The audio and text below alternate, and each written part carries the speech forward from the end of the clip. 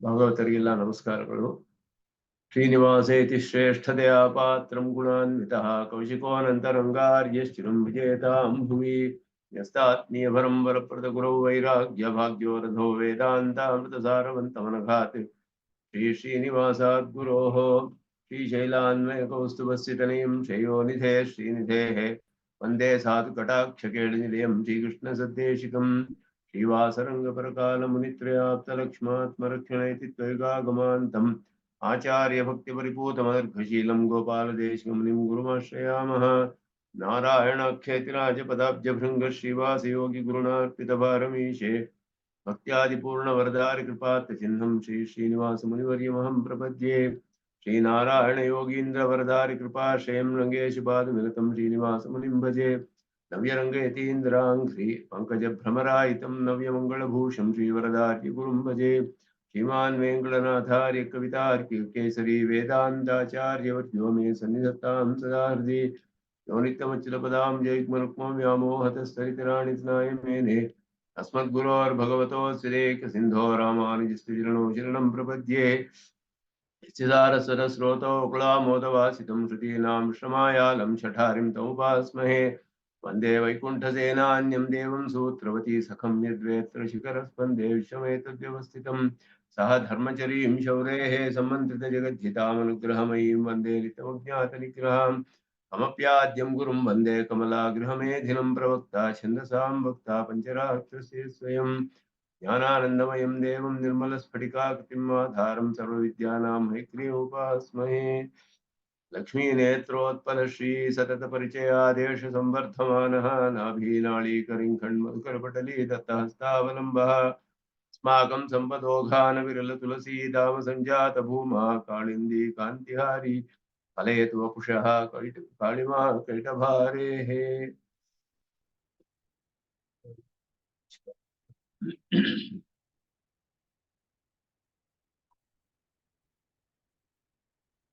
ಆಕಾಶದ ಪ್ರತ್ಯಕ್ಷತ್ವ ಅನ್ನೋದನ್ನು ನಿರೂಪಣೆ ಮಾಡ್ತಾ ಇದ್ದಾರೆ.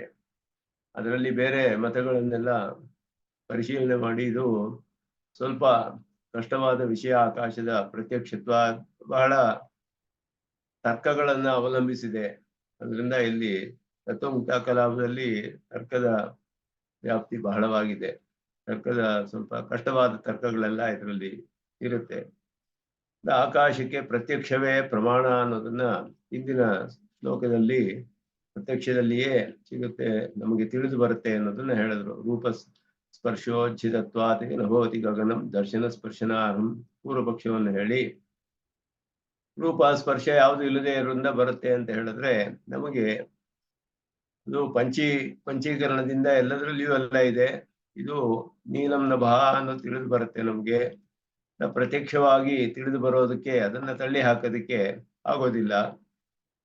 ಅದನ್ನ ಬೇರೆ ಅದು ನೀಲಂ ನಭಃ ಅನ್ನೋದು ಇಲ್ಲಿ ಹತ್ತಿರದಲ್ಲಿರುವ ಆಕಾಶ ನೀಲವಾಗಿ ಕಾಣೋದಿಲ್ಲ, ಅದಕ್ಕೆ ನೀಲವಾಗಿ ಕಾಣುತ್ತಲ್ಲ ಹೇಗೆ ಅಂತ ಹೇಳಿದ್ರೆ ಅದು ಎರಡು ವಿಧವಾಗಿ ಹೇಳಿದ್ರು.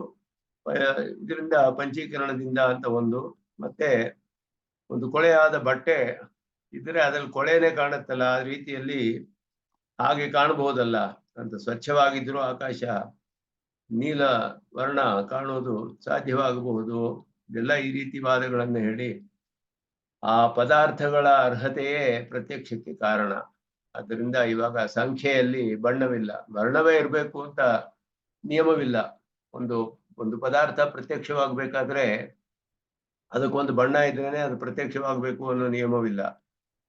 ಯಾಕೆಂದ್ರೆ ಸಂಖ್ಯೆ ಅನ್ನೋದು ಇದೆಲ್ಲ ತರ್ಕದಿಂದ ಸಾಧಿಸೋದು. ಸಂಖ್ಯೆ ಅನ್ನೋದು ನಮಗೆ ಹೆಂಗ್ ಕಂಡು ಬರುತ್ತೆ? ಎರಡು ಪದಾರ್ಥ ಇದ್ರೆ ಎರಡೂ ಅದು ತಿಳಿದು ಬರುತ್ತಲ್ಲ. ಅದಕ್ಕೆ ರೂಪ ಇಲ್ಲದೆ ಆದ್ರೂ ಪ್ರತ್ಯಕ್ಷವಾಗಿ ಎರಡಿರೋದು ತಿಳಿದು ಬರುತ್ತಲ್ಲ. ಯಾರಾದ್ರೂ ಕೇಳಿದ್ರು ಇದು ಒಂದು ಅಂತ ಹೇಳೋದಿಲ್ಲ. ಎರಡು ಬಟ್ಟೆ ಎರಡು ಘಟಗಳಿದೆ ಅಂತ ಹೇಳಿದ್ರೆ ಆ ದ್ವಿತ್ವ ಅನ್ನೋದು ನಮಗೆ ಪ್ರತ್ಯಕ್ಷವಾಗಿದೆ, ಅದಕ್ಕೆ ವರ್ಣ ಇಲ್ಲ ಅದಕ್ಕೆ. ಅದರಿಂದ ಸಂಖ್ಯೆ ಮೊದಲಾದಗಳು ಪ್ರತ್ಯಕ್ಷ ಅನ್ನೋದು ಎಲ್ಲರೂ ಒಪ್ಕೊಳ್ತಾರೆ. ಅದರಿಂದ ಆಯಾ ವಸ್ತುಗಳ ಅರ್ಹತೆ ಕಾರಣ ಪ್ರತ್ಯಕ್ಷಕ್ಕೆ, ರೂಪಾದಿಗಳೇ ಕಾರಣವಲ್ಲ ಮೊದಲಾದದೆಲ್ಲ ಇಲ್ಲಿ ಹೇಳಿದ್ರು. ಅದಾದ್ಮೇಲೆ ಮುಂದೆ ಆಕಾಶವನ್ನ ಅನುಮಾನದಿಂದ ಹೇಗೆ ಸಾಧಿಸ್ತಾರೆ ಅದನ್ನ ದರ್ಶನ ಮಾಡ್ತಾರೆ. ಶಬ್ದಸ್ಯ ಆಧಾರಭೂತಂ ಕಥಮಪಿ ಗಗನಂ ಶಕ್ಯತೆ ನಾನುಮಾತುಂ ಸ್ವೇಚ್ಛಾದ ಪಾರಿಶೇಷ್ಯ ಕ್ರಮೈಹ ಕಥಿತೋತಿ ಪ್ರಸಂಗಾದಿ ದುಸ್ಥಃ ನಿಷ್ಕ್ರಾಂತ್ಯಾದೇಹ ನ ತದ್ಧೀಹಿ ಸತಿ ನಭಸಿ ಯತೋ ನಾಸ್ತಿ ಕುಡ್ಯಾದಿಕೇಸೌ ಕ್ರೋಧಸ್ತ್ವಾವಾರಕೈಃ ಚೇತ್ ತದಭವನವತ್ ಅಭವನವಶಾತ್ ನಿಷ್ಕ್ರಮಾದಿಶ್ಚ ಸಿದ್ಧೇತ್. ಸ್ವಲ್ಪ ಕಷ್ಟವಾದ ಶ್ಲೋಕ ಇದು. ಶಬ್ದಸ್ಯ ಆಧಾರಭೂತಂ ಗಗನಂ. ಗಗನವನ್ನ ನೈಯಾಯಿಕರ ಮತದಲ್ಲಿ ಆಕಾಶ ಅನ್ನೋದು ನಿತ್ಯ, ವಿಭು, ಶಬ್ದ ಗುಣಕವಾದದ್ದು, ವಿಭುವಾಗಿದೆ, ನಿತ್ಯವಾಗಿದೆ. ಈ ರೀತಿಯ ಅವರು ಅದನ್ನ ಅವರ ಸಿದ್ಧಾಂತದಲ್ಲಿ ದ್ರವ್ಯಗಳು 9 ದ್ರವ್ಯಗಳು, ಪೃಥ್ವಿ, ಅಪ್ಪು, ತೇಜಸ್ಸು, ವಾಯು, ಆಕಾಶ, 5 ಪಂಚಭೂತ, 5 ದ್ರವ್ಯಗಳು, ಮತ್ತೆ ಕಾಲ, ದಿಕ್, ಆತ್ಮ, ಮನಸ್ಸು, ಇದು 4. ಇದರಲ್ಲಿ ಆಕಾಶ ನಿತ್ಯ, ಆತ್ಮನು ವಿಭು, ಆಕಾಶವು ವಿಭು, ದಿಕ್ ಅನ್ನೋದು ವಿಭು, ಕಾಲವು ವಿಭು, ಇದೆಲ್ಲ ವಿಭು ಪದಾರ್ಥಗಳು ಅವರಿಗೆ. ಮನಸ್ಸು ಮಾತ್ರ ಅಣು. ಯಾಕೆ ಅಂದ್ರೆ ಮನಸ್ಸು ಆತ್ಮನೊಡನೆ ಸಂಯೋಗ ಹೊಂದಬೇಕು. 2 ವಿಭು ಪದಾರ್ಥಗಳಿಗೆ ಸಂಯೋಗ ಸಾಧ್ಯವಿಲ್ಲ, 2 ಸೇರಕ್ಕೆ ಸಾಧ್ಯವಿಲ್ಲ. ಆದ್ದರಿಂದ ಮನಸ್ಸು ಆತ್ಮನೊಡನೆ ಸಂಯೋಗ ಹೊಂದಿಯೇ ಇಂದ್ರಿಯಗಳೊಡನೆ ಸಂಬಂಧಿಸಿ ವಿಷಯಗಳನ್ನು ತಿಳಿಸುತ್ತೆ ಆತ್ಮನಿಗೆ. ಆದ್ದರಿಂದ ಮನಸ್ಸು ಅಣು. ಒಂದೊಂದರ ಒಬ್ಬೊಬ್ಬ ಪ್ರಾಣಿಯಲ್ಲಿಯೂ ಒಂದೊಂದು ಬೇರೆ ಮನಸ್ಸಿದೆ ಅಂತ ಹೇಳ್ತಾರೆ, ಅನೇಕವಾಗಿದೆ, ಇದೆಲ್ಲ ಹೇಳ್ತಾರೆ ಅವರು. ಈಗ ಹೇಳುವಾಗ ಆಕಾಶ ಅನ್ನೋದು ವಿಭು ಮತ್ತೆ ನಿತ್ಯ ಅನ್ನೋದು ಅವರು ಒಪ್ಕೋತಾರೆ. ಮಿಕ್ಕಿದೆಲ್ಲ 4 ಕೂಡ ಅದರಲ್ಲಿ ಪೃಥ್ವಿ, ಅಪ್ಪು, ಮತ್ತೆ ವಾಯು, ತೇಜಸ್ಸು. ಪೃಥ್ವಿ, ಅಪ್ಪು, ತೇಜಸ್ಸು ಮತ್ತೆ ವಾಯು, ಇದು 4ರಲ್ಲಿಯೂ ನಿತ್ಯ ಅನಿತ್ಯ 2 ಇದೆ. ಪರಮಾಣು ರೂಪದಲ್ಲಿ ನಿತ್ಯ, ಕಾರ್ಯರೂಪದಲ್ಲಿ ಅನಿತ್ಯ ಅಂತ ಹೇಳ್ತಾರೆ. ಪರಮಾಣುಗಳು ಸೇರಿ ದ್ವಣಿಕವಾಗಿ ತ್ರಿಣಿಕವಾಗಿ ಸ್ಥೂಲವಾದ ಪದಾರ್ಥಗಳಾಗುತ್ತೆ. ಪರಮಾಣು ರೂಪದಲ್ಲಿ ಅದೆಲ್ಲ ನಿತ್ಯವಾಗಿದೆ, ಆದರೆ ಕಾರ್ಯರೂಪದಲ್ಲಿ ಅನಿತ್ಯ. ಈ ರೀತಿಯೆಲ್ಲ ಅವರು ನ್ಯಾಯದರ್ಶನದಲ್ಲಿ ಇದೆಲ್ಲ ಹೇಳಲ್ಪಟ್ಟಿದೆ. ತರ್ಕ ಸಂಗ್ರಹ ಅಥವಾ ಯಾವ್ದಾದ್ರು ಗ್ರಂಥಗಳನ್ನು ನಾವು ನೋಡಿದ್ರೆ ನಮ್ಗೆ ಇದು ಕೆಲವು ವಿಷಯಗಳು ತಿಳಿಯುತ್ತೆ.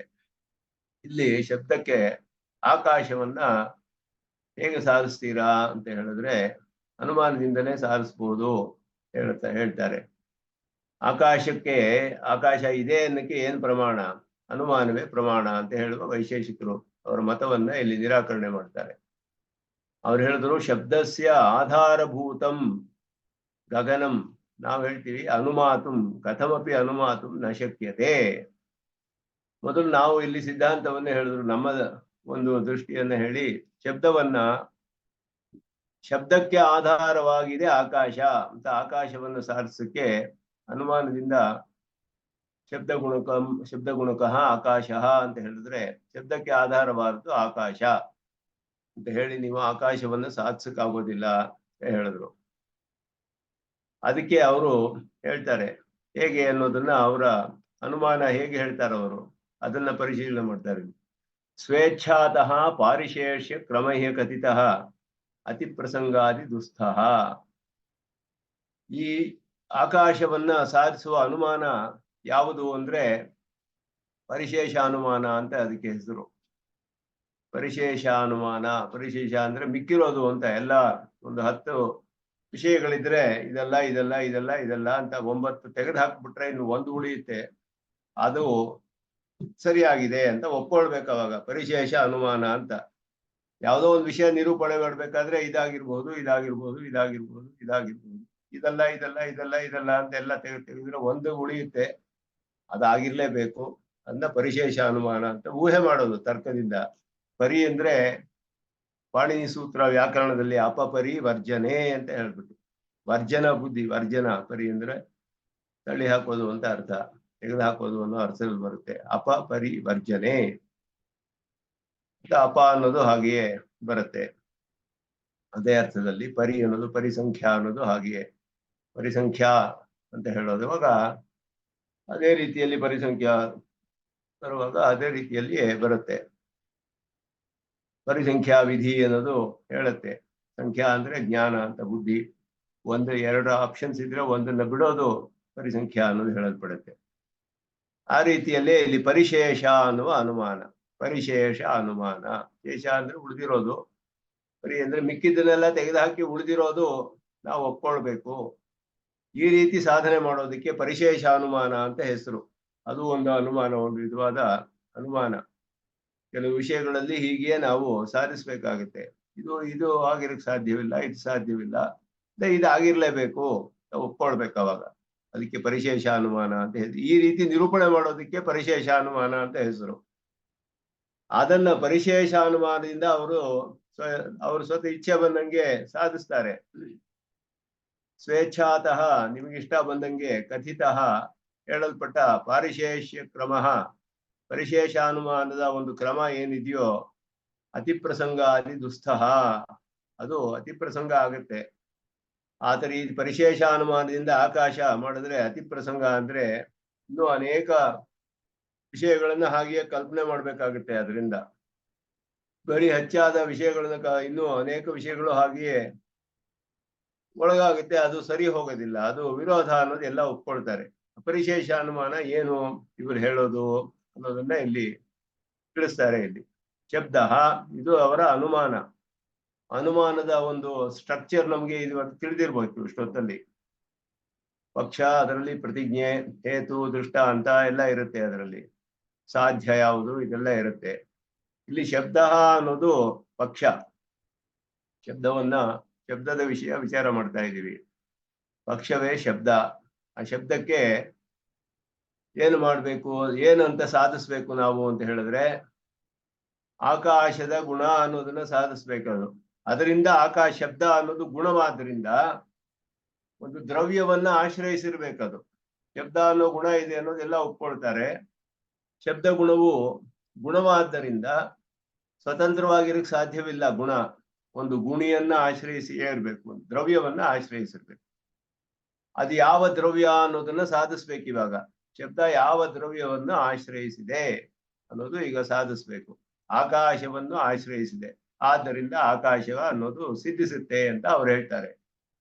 ಅವಾಗ ನಮ್ಗೇನ್ ಸಂದೇಹ ಬರುತ್ತೆ. ಇವಾಗ ದ್ರವ್ಯಗಳು 9 ಅಂತ ಹೇಳಿದ್ರು. ಪೃಥ್ವಿ, ಅಪ್ಪು, ತೇಜಸ್ಸು, ವಾಯು, ಆಕಾಶ, ಆತ್ಮ, ದಿಕ್ಕು, ಕಾಲ, ಮನಸ್ಸು, 9 ದ್ರವ್ಯಗಳು. ಈ 9 ದ್ರವ್ಯಗಳಲ್ಲಿ ಯಾವ್ದು ಬೇಕಾದ್ರೂ ಎಲ್ಲವೂ ದ್ರವ್ಯವಾದ್ರಿಂದ ಎಲ್ಲಕ್ಕೂ ಗುಣ ಇರಬಹುದು. ಯಾವ್ದಾದ್ರೂ 9 ದ್ರವ್ಯಗಳ ಗುಣ ಆಗಿರಬಹುದು ಶಬ್ದ ಅನ್ನೋದು. ಅವ್ರೇನ್ ಸಾಧಿಸ್ತಾರೆ ಅಂದ್ರೆ ಈ 9 ದ್ರವ್ಯಗಳಲ್ಲಿ ಆಕಾಶವನ್ನು ಬಿಟ್ಟು ಇನ್ಯಾವ ದ್ರವ್ಯಕ್ಕೂ ಗುಣ ಆಗಕ್ ಸಾಧ್ಯವಿಲ್ಲ. ಆದ್ದರಿಂದ ಆಕಾಶದ ಗುಣವಾಗಿರ್ಬೇಕು, ಆದ್ದರಿಂದ ಆಕಾಶ ಸಿದ್ಧಿಸುತ್ತೆ ಅಂತ ಹೇಳ್ತಾರೆ. ಪೃಥ್ವಿಗೆ ಗುಣ ಆಗಕ್ ಸಾಧ್ಯವಿಲ್ಲ, ಹಾಗೆ ವಾಯುಗೆ ಸಾಧ್ಯವಿಲ್ಲ, ಅದೇ ರೀತಿಯಲ್ಲಿ ತೇಜಸ್ಸಿಗೆ ಸಾಧ್ಯವಿಲ್ಲ, ಅಪ್ಪಿಗೆ ಸಾಧ್ಯವಿಲ್ಲ, ಆತ್ಮನಿಗೆ ಸಾಧ್ಯವಿಲ್ಲ, ಕಾಲಕ್ಕೆ ಸಾಧ್ಯವಿಲ್ಲ, ದಿಕ್ಕಿಗೆ ಸಾಧ್ಯವಿಲ್ಲ. ಇದೆಲ್ಲ ತೆಗೆದುಹಾಕೋದು. ಇದೆಲ್ಲ ಇದಕ್ಕಾಗಿರ್ಬಹುದಾ? ಪೃಥ್ವಿ ಗುಣವಾಗಿರ್ಬಹುದೇ? ಇದಾಗಲ್ಲ. ಇದಕ್ಕಾಗಿರ್ಬಹುದೇ? ಇದೆಲ್ಲ ಉಳಿದಿರೋದು ಯಾವುದು ಅಂದ್ರೆ ಆಕಾಶ ಉಳಿಯುತ್ತೆ, ಆಕಾಶಕ್ಕೆ ಗುಣವಾಗಬಹುದು, ಆದ್ರಿಂದ ಆಕಾಶ ಸಿದ್ಧಿಸುತ್ತೆ. ಇದು ಪರಿಶೇಷ ಅನುಮಾನ ಅಂತ ಹೇಳೋದು. ಅದನ್ನ ಇಲ್ಲಿ ಅನುಮಾನದ ರೂಪದಲ್ಲಿ ಹೇಳ್ತಾರೆ. ಶಬ್ದ ಅನ್ನೋದು ಪಕ್ಷ. ಅಷ್ಟದ್ರವ್ಯ ಅತಿರಿಕ್ತ ದ್ರವ್ಯಾಶ್ರಿತ, 8 ದ್ರವ್ಯಗಳನ್ನು ಬಿಟ್ಟ ಇನ್ನೊಂದು 9ನೆಯ ದ್ರವ್ಯವನ್ನು ಆಶ್ರಯಿಸಿದೆ ಅನ್ನೋದು ಅನುಮಾನ. ಊಹೆ ಮಾಡೋದಿದು ಅನುಮಾನದ ಪ್ರಕಾರ. ಸಾಧ್ಯ ಏನು ಅಂದ್ರೆ ಆಕಾಶವನ್ನು ಆಶ್ರಯಿಸಿದೆ ಶಬ್ದ ಅನ್ನೋದನ್ನ ಪ್ರೂವ್ ಮಾಡ್ಬೇಕು. ಅದರಿಂದ ಆಕಾಶ ಅನ್ನೋದು ಪ್ರೂವ್ ಆಗುತ್ತೆ, ಆಕಾಶ ಅಂತ ಇರ್ಬೇಕು ಅಂತ ಹೇಳ್ಬಿಟ್ಟು ಹಾಗೆ ಅವರು ಸಾಧಿಸ್ತಾರೆ ಅನುಮಾನದಿಂದ. ಅಷ್ಟದ್ರವ್ಯ ಅತಿರಿಕ್ತ ದ್ರವ್ಯಾಶ್ರಿತ, 8 ದ್ರವ್ಯಗಳನ್ನು ಬಿಟ್ಟ 9ನೇ ದ್ರವ್ಯವನ್ನು ಆಶ್ರಯಿಸಿದೆ. ಯಾಕೆ ಅಂದ್ರೆ ಅಷ್ಟದ್ರವ್ಯ ಅನಾಶ್ರಿತತ್ವೇ ಸತಿ ದ್ರವ್ಯ ಆಶ್ರಿತತ್ವ. ಯಾವ ಹೇತು ಅದಕ್ಕೆ? ಹೇತು ಏನು? ಪಕ್ಷ, ಸಾಧ್ಯ, ಹೇತು. ಪಕ್ಷ ಅನ್ನೋದು ಶಬ್ದ, ಸಬ್ಜೆಕ್ಟ್ ಮ್ಯಾಟರ್ ಅಂಡರ್ ಡಿಸ್ಕಷನ್ ಏನು ಶಬ್ದ ಅಂತ ಹೇಳೋದು. ಅದು 8 ದ್ರವ್ಯಗಳನ್ನು ಬಿಟ್ಟು 9ನೇ ದ್ರವ್ಯವನ್ನು ಆಶ್ರಯಿಸಿರ್ಬೇಕು. ಯಾಕೆ ಅಂದ್ರೆ 8 ದ್ರವ್ಯಗಳಿಗೆ ಆಶ್ರಯವಾಗದೆ, ಅದನ್ನ ಆಶ್ರಯಿಸದೆ, ಆದರೆ ದ್ರವ್ಯವನ್ನು ಆಶ್ರಯಿಸಿರ್ಬೇಕು. ಗುಣವಾದ್ರಿಂದ ದ್ರವ್ಯಾಶ್ರಿತವಾಗಿರ್ಬೇಕು. ದ್ರವ್ಯಾಶ್ರಿತತ್ವ ಅನ್ನೋದು ಇದೆ ಶಬ್ದಕ್ಕೆ. ಯಾಕೆ ಅಂದ್ರೆ ಅದು ಗುಣ. ಆದರೆ ಅಷ್ಟದ್ರವ್ಯ ಆಶ್ರಿತತ್ವ ಅನ್ನೋದು ಇಲ್ಲ ಅದಕ್ಕೆ. ಅದನ್ನ ವಿಸ್ತಾರವಾಗಿ ಸಾಧಿಸ್ತಾರೆ. ಯಾಕೆ ಪೃಥ್ವಿಗೆ ಆಶ್ರಯ ಆಗಲ್ಲ? ಯಾಕೆ ಪೃಥ್ವಿಯ ಗುಣ ಆಗಲ್ಲ, ಇದಕ್ ಗುಣ ಆಗಲ್ಲ, ಅದಕ್ ಗುಣ ಆಗಲ್ಲ, ಇದೆಲ್ಲ ತುಂಬಾ ವಿಸ್ತಾರವಾದ ತರ್ಕಗಳನ್ನು ನೋಡ್ಕೋಬೇಕು. ಅದು ನಮ್ಗೆ ಇಲ್ಲಿ ಬೇಕಾಗಿಲ್ಲ ಅಷ್ಟು. ಆದ್ರೆ ಅವ್ರು ಹೇಳೋ ಅನುಮಾನ ಹೀಗಿದೆ, 8 ದ್ರವ್ಯಗಳಿಗೆ ಆಗೋದಿಲ್ಲ. ಶಬ್ದ ಗುಣ ಆದ್ರಿಂದ ಅದು ಒಂದು ಆಶ್ರಯಕ್ಕೆ, ಅದಕ್ಕೆ ಆಶ್ರಯವಾದ ಒಂದು ದ್ರವ್ಯ ಇರಲೇಬೇಕು. ಪೃಥ್ವಿ ಮೊದಲಾದ 8 ದ್ರವ್ಯಗಳು ಅದರ ಆಧಾರ ಆಗಕ್ಕೆ ಸಾಧ್ಯವಿಲ್ಲ. ಆದ್ದರಿಂದ 9ನೇ ದ್ರವ್ಯವಾಗಿ ಆಕಾಶ ಸಿದ್ಧಿಸುತ್ತೆ ಅಂತ ಇದು ಅವರ ಅನುಮಾನ. ಇದರ ವಿಸ್ತಾರ ನಮ್ಗೆ ಬೇಕಾಗಿಲ್ಲ ಇಲ್ಲಿ. ನಮಗೆ ಮುಖ್ಯವಾಗಿ ಬೇಕಾಗಿರೋದು ಈ ಅನುಮಾನ ಅನ್ನೋದು ಸರಿ ಹೋಗಲ್ಲ ಅನ್ನೋದು ಒಂದೇ ಒಂದು ಕಾರಣದಿಂದ ತಳ್ಳಿ ಹಾಕ್ತೀವಿ ನಾವು. ಯಾಕೆ ಅಂದ್ರೆ ಅವರು ಹೇಳಿದ್ರು ಚತುರ್ವಿಂಶತಿ ಗುಣಾಹ ಅಂತ ಹೇಳ್ತಾರೆ. ಶಬ್ದ ಸ್ಪರ್ಶ ರೂಪ ರಸಗಂಧ ಸಂಯೋಗ ವಿಯೋಗ ಪರತ್ವ ಅಪರತ್ವ ಇಚ್ಛಾ ದ್ವೇಷ ಮೊದಲಾದದೆಲ್ಲ ಹೇಳಿ ಸಂಯೋಗ ವಿಯೋಗ 24 ಗುಣಗಳನ್ನ ನಿರೂಪಣೆ ಮಾಡ್ತಾರೆ ನೈಯಾಯಿಕರು, ವೈಶೇಷಿಕರು ಇಬ್ರು. ಚತುರ್ವಿಂಶತಿರ್ ಗುಣಾಹ ಅಂತ ಹೇಳ್ಬಿಟ್ಟು 24 ಗುಣಗಳನ್ನ ನಿರೂಪಣೆ ಮಾಡ್ತಾರೆ. ಗುಣಗಳು 24. ಈ ರೀತಿ ಇವರು ಹೇಳೋದಾದ್ರೆ 24 ಗುಣಗಳನ್ನ ಆಧಾರವಾಗಿ 24 ದ್ರವ್ಯಗಳನ್ನ ಸಾಧಿಸ್ಬೋದು ಅನುಮಾನದಿಂದ. ನಾವು 24 ಗುಣಗಳಿಗೂ ಇದೇ ರೀತಿ ಅನುಮಾನ ಪ್ರಯೋಗ ಮಾಡಿದ್ರೆ 24 ಗುಣಗಳಿಗೆ 24 ದ್ರವ್ಯಗಳನ್ನು ಸಾಧಿಸ್ಬೇಕಾಗತ್ತೆ. ಆದ್ರೆ ನೀವು 9 ದ್ರವ್ಯ ಒಪ್ಕೊಂಡಿದ್ದೀರಾ. ಆದ್ರಿಂದ ಈ ಅನುಮಾನ ಪ್ರಮಾಣವಾಗಲ್ಲ. ನೀವು ಇಷ್ಟ ಬಂದಂಗೆ ಅನುಮಾನಗಳನ್ನ ಪ್ರಯೋಗ ಮಾಡಿ ಸಾಧಿಸಕ್ಕಾಗೋದಿಲ್ಲ ಅನ್ನೋದು ಇಲ್ಲಿ ಮುಖ್ಯವಾದ ವಿಷಯ. ಅದಕ್ಕೇನ್ ಹೇಳ್ತಾ ಅಂದ್ರೆ ಪರಿಶೇಷ ಅನುಮಾನ ಅನ್ನೋದು ಅತಿ ಪ್ರಸಂಗ ಅನ್ನುವ ದೋಷ. ಅದರಲ್ಲಿ ಅತಿ ಪ್ರಸಂಗ ಅಂದ್ರೆ ತುಂಬಾ ಎಲ್ಲದಕ್ಕೂ ಹೇಳ್ಬೇಕಾಗುತ್ತೆ ಅದೇ ರೀತಿಯಲ್ಲಿ, ಹಾಗೆ ಹೇಳಿದ್ರೆ ಆದ್ದರಿಂದ ಅದು ಸರಿ ಹೋಗೋದಿಲ್ಲ ಅನ್ನೋದು ಅರ್ಥ. ಶಬ್ದ ಅಷ್ಟದ್ರವ್ಯ ಅತಿರಿಕ್ತ ದ್ರವ್ಯಾಶ್ರಿತ, ಅಷ್ಟದ್ರವ್ಯ ಅನಾಶ್ರಿತತ್ವೇ ಸತಿ ದ್ರವ್ಯಾಶ್ರಿತತ್ವಾತಿ ಅನ್ನೋದು ಅನುಮಾನ. ಇಲ್ಲಿ ಅನುಮಾನದ ಆಕಾರ ಆಗಿದೆ. ಶಬ್ದವು 8 ದ್ರವ್ಯವನ್ನು ಆಶ್ರಯಿಸಿಲ್ಲ. ಶಬ್ದವು ಗುಣವಾದ್ರಿಂದ ಒಂದು ದ್ರವ್ಯವನ್ನು ಆಶ್ರಯಿಸಬೇಕು. 9 ದ್ರವ್ಯಗಳಿದೆ. 8 ದ್ರವ್ಯಗಳಿಗೆ ಅದು ಆಶ್ರಯವಲ್ಲ 8 ದ್ರವ್ಯಗಳು. ಅದರಿಂದ 9ನೇ ದ್ರವ್ಯ ಆಕಾಶ. ಅದರಿಂದ ಆಕಾಶ ಅನ್ನೋ ಪದಾರ್ಥ ಆಕಾಶ ಅನ್ನೋದು ಸಿದ್ಧಿಸುತ್ತೆ ಅಂತ ಹೇಳ್ಬಿಟ್ಟು ಹೇಳಿದ್ರೆ 24 ದ್ರವ್ಯಗಳಿಗೆ 24 ಗುಣಗಳಿಗೆ 24 ದ್ರವ್ಯಗಳನ್ನ ಇದೇ ರೀತಿ ನಾವು ಅನುಮಾನ ಪ್ರಯೋಗ ಮಾಡಿ ತೋರಿಸ್ಬೋದು, ಊಹೆ ಮಾಡ್ಬೋದು ಅಂತ ಹೇಳ್ಬಿಟ್ಟು ಅದನ್ನ ಅವ್ರು ಒಪ್ಕೊಳ್ಳೋದಿಲ್ಲ. ನಿಮ್ಮ ಸಿದ್ಧಾಂತಕ್ಕೆ ವಿರೋಧ ಆಗುತ್ತೆ. ಆದ್ದರಿಂದ ಈ ರೀತಿ ಮಾಡಕ್ ಆಗೋದಿಲ್ಲ. ಅದಕ್ಕೆ ಮೇಲೆ ಹೇಳ್ತಾರೆ ನಿಷ್ಕ್ರಾಂತ್ಯಾದೇಹೇ ನ ತದ್ಧೀಹಿ ಸತಿ ನಭಸಿ ಯತಃ ನಾಸ್ತಿ ಕುಡ್ಯಾದಿಕೆ ಅಸೌ. ನಿಷ್ಕ್ರಾಂತ್ಯಾದೇಹೇ, ನಿಷ್ಕ್ರಾಂತಿ ಅಂದ್ರೆ ನಿಷ್ಕ್ರಮಣ ಪ್ರವೇಶ ಎಲ್ಲ ಸೇರುತ್ತೆ ಅದರಲ್ಲಿ. ನಿಷ್ಕ್ರಮಣಂ ಪ್ರವೇಶನಮಿತಿ ಆಕಾಶಲಿಂಗಂ ಅಂತ ವೈಶೇಷಿಕ ಸೂತ್ರ. ನಿಷ್ಕ್ರಮಣ ಪ್ರವೇಶ ಎರಡು. ನಿಷ್ಕ್ರಮಣ ಅಂದ್ರೆ ಹೊರಗೆ ಬರೋದು, ಪ್ರವೇಶ ಅಂದ್ರೆ ಹೊರಗಡೆ ಹೋಗೋದು. ನಿಷ್ಕ್ರಮಣ ಪ್ರವೇಶನಂ ಇತಿ ಆಕಾಶಲಿಂಗಂ, ಆಕಾಶಕ್ಕೆ ಒಂದು ಲಕ್ಷಣವನ್ನ ಹೇಳಿದ್ರು, ಒಂದು ಚಿಹ್ನೆ.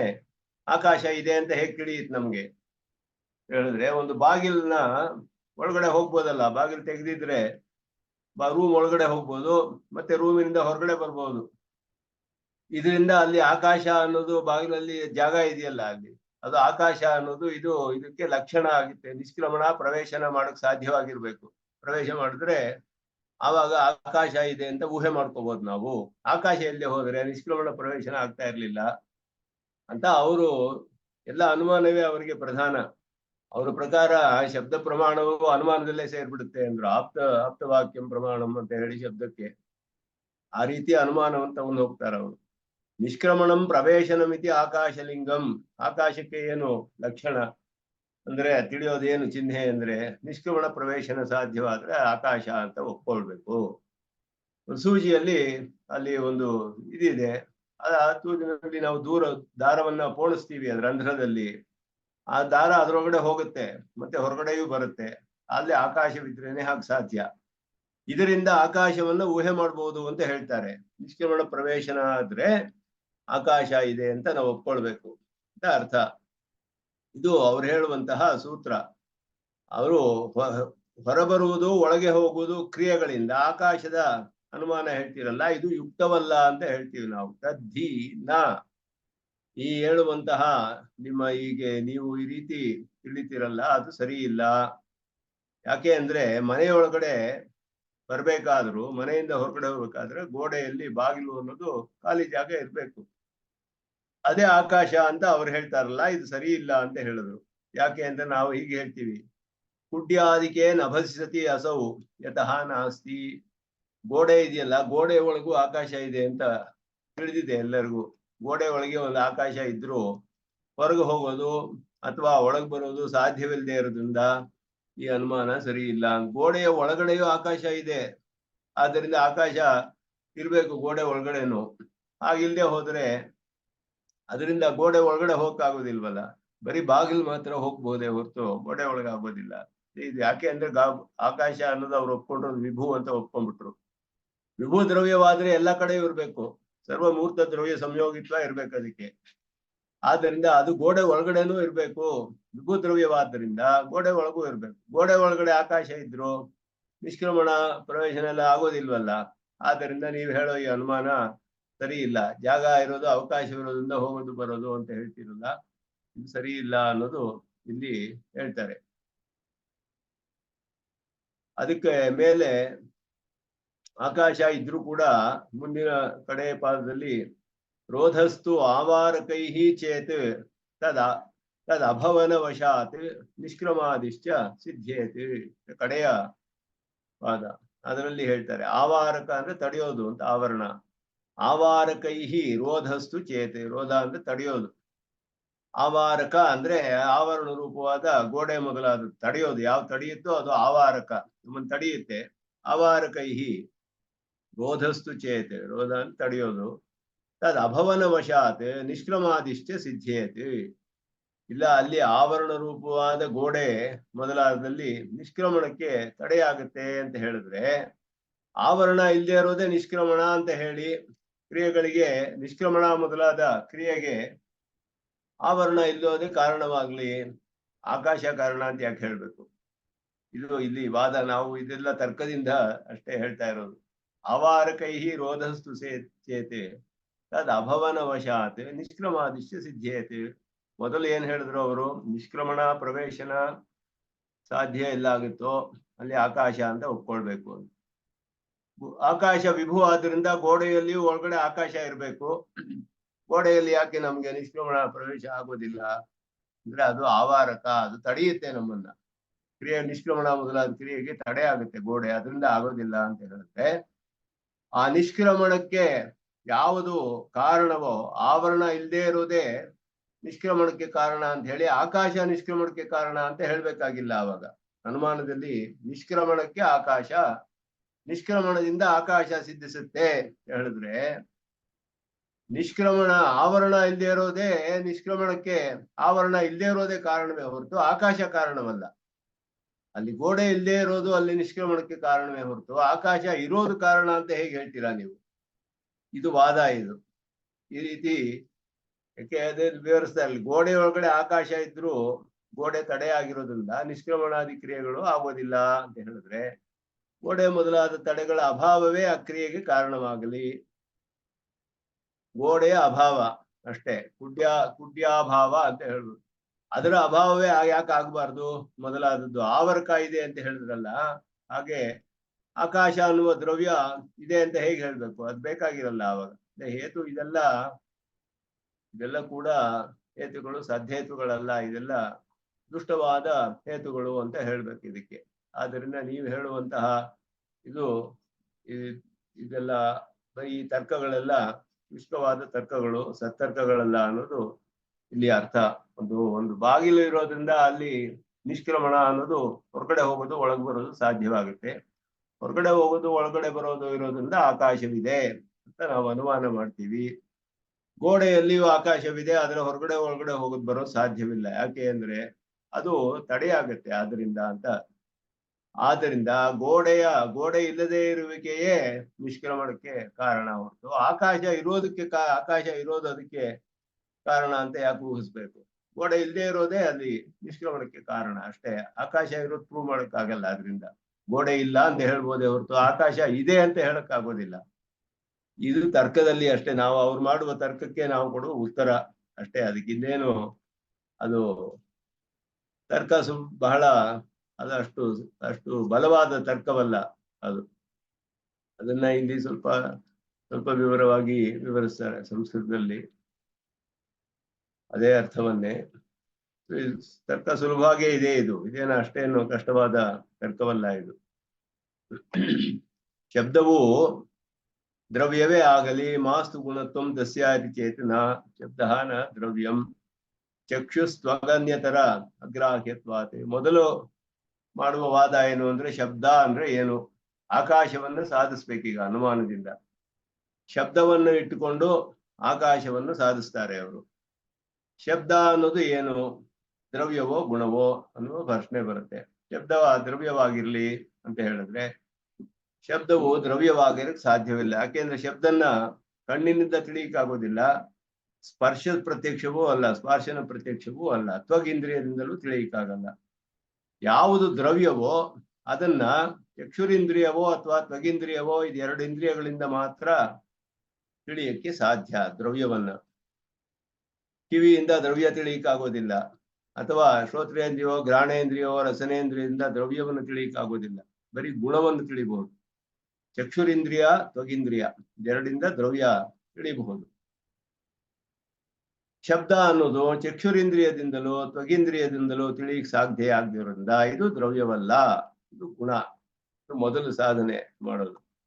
ಚಕ್ಷುರಿಂದ್ರಿಯಂ ತ್ವಗಿಂದ್ರಿಯಂ ಇತಿ ದ್ವಯಮೇವ ಹಿ ದ್ರವ್ಯಗ್ರಾಹಕಂ ದೃಷ್ಟಂ ಲೋಕೆ ಶಬ್ದಸ್ತು ನ ತಾಭ್ಯಾಂ ಗೃಹ್ಯತೆ. ಎರಡರಿಂದಲೂ ಗ್ರಹಿಸೋ ಸಾಧ್ಯವಿಲ್ಲ ಶಬ್ದ. ಅತಃ ಶಬ್ದ ನ ದ್ರವ್ಯಂ ಕಿಂತು ಗುಣ ಏವ. ಇದು ಮೊದಲು ಶಬ್ದ ಗುಣ ಅನ್ನೋದನ್ನ ಸಾಧಿಸಿದ್ರು. ಈಗ ಏವಂಚ ಆಕಾಶಸ್ಯ ಅತಿರಿಕ್ತಸ್ಯ ಸಿದ್ಧಿ ಇತಿ ವದಂತಿ. ಇದರಿಂದ ಆಕಾಶ ಅನ್ನುವಂಥ ದ್ರವ್ಯ ಸಿದ್ಧಿಸುತ್ತೆ ಅಂತ ಹೇಳ್ತಾರೆ ಅವರು. ಅದೇಗೆ ಅಂದ್ರೆ ಶಬ್ದಸ್ಯ ಆಧಾರಭೂತಂ ಗಗನಂ ಹೇಳಿದ್ರು, ಅನುಮಾತು ನಶಕ್ಯತೆ ಅಂತ ನಾವು ಹೇಳ್ತೀವಿ. ಪೂರ್ವ ಶ್ಲೋಕೋಕ್ತ ಕ್ರಮೇಣ ಪ್ರತ್ಯಕ್ಷೇಣ ಇವ ಸಿದ್ಧತಿ. ನಾವು ಹಿಂದೆ ಹೇಳಿದಾಗೆ ಪ್ರತ್ಯಕ್ಷವಾಗಿಯೇ ಆಕಾಶ ಪ್ರತ್ಯಕ್ಷವೇ ಹೊರತು ಅನುಮಾನದಿಂದ ಶಬ್ದವನ್ನು ಇಟ್ಟು ನೀವು ಸಾಧಿಸಕ್ಕಾಗಲ್ಲ.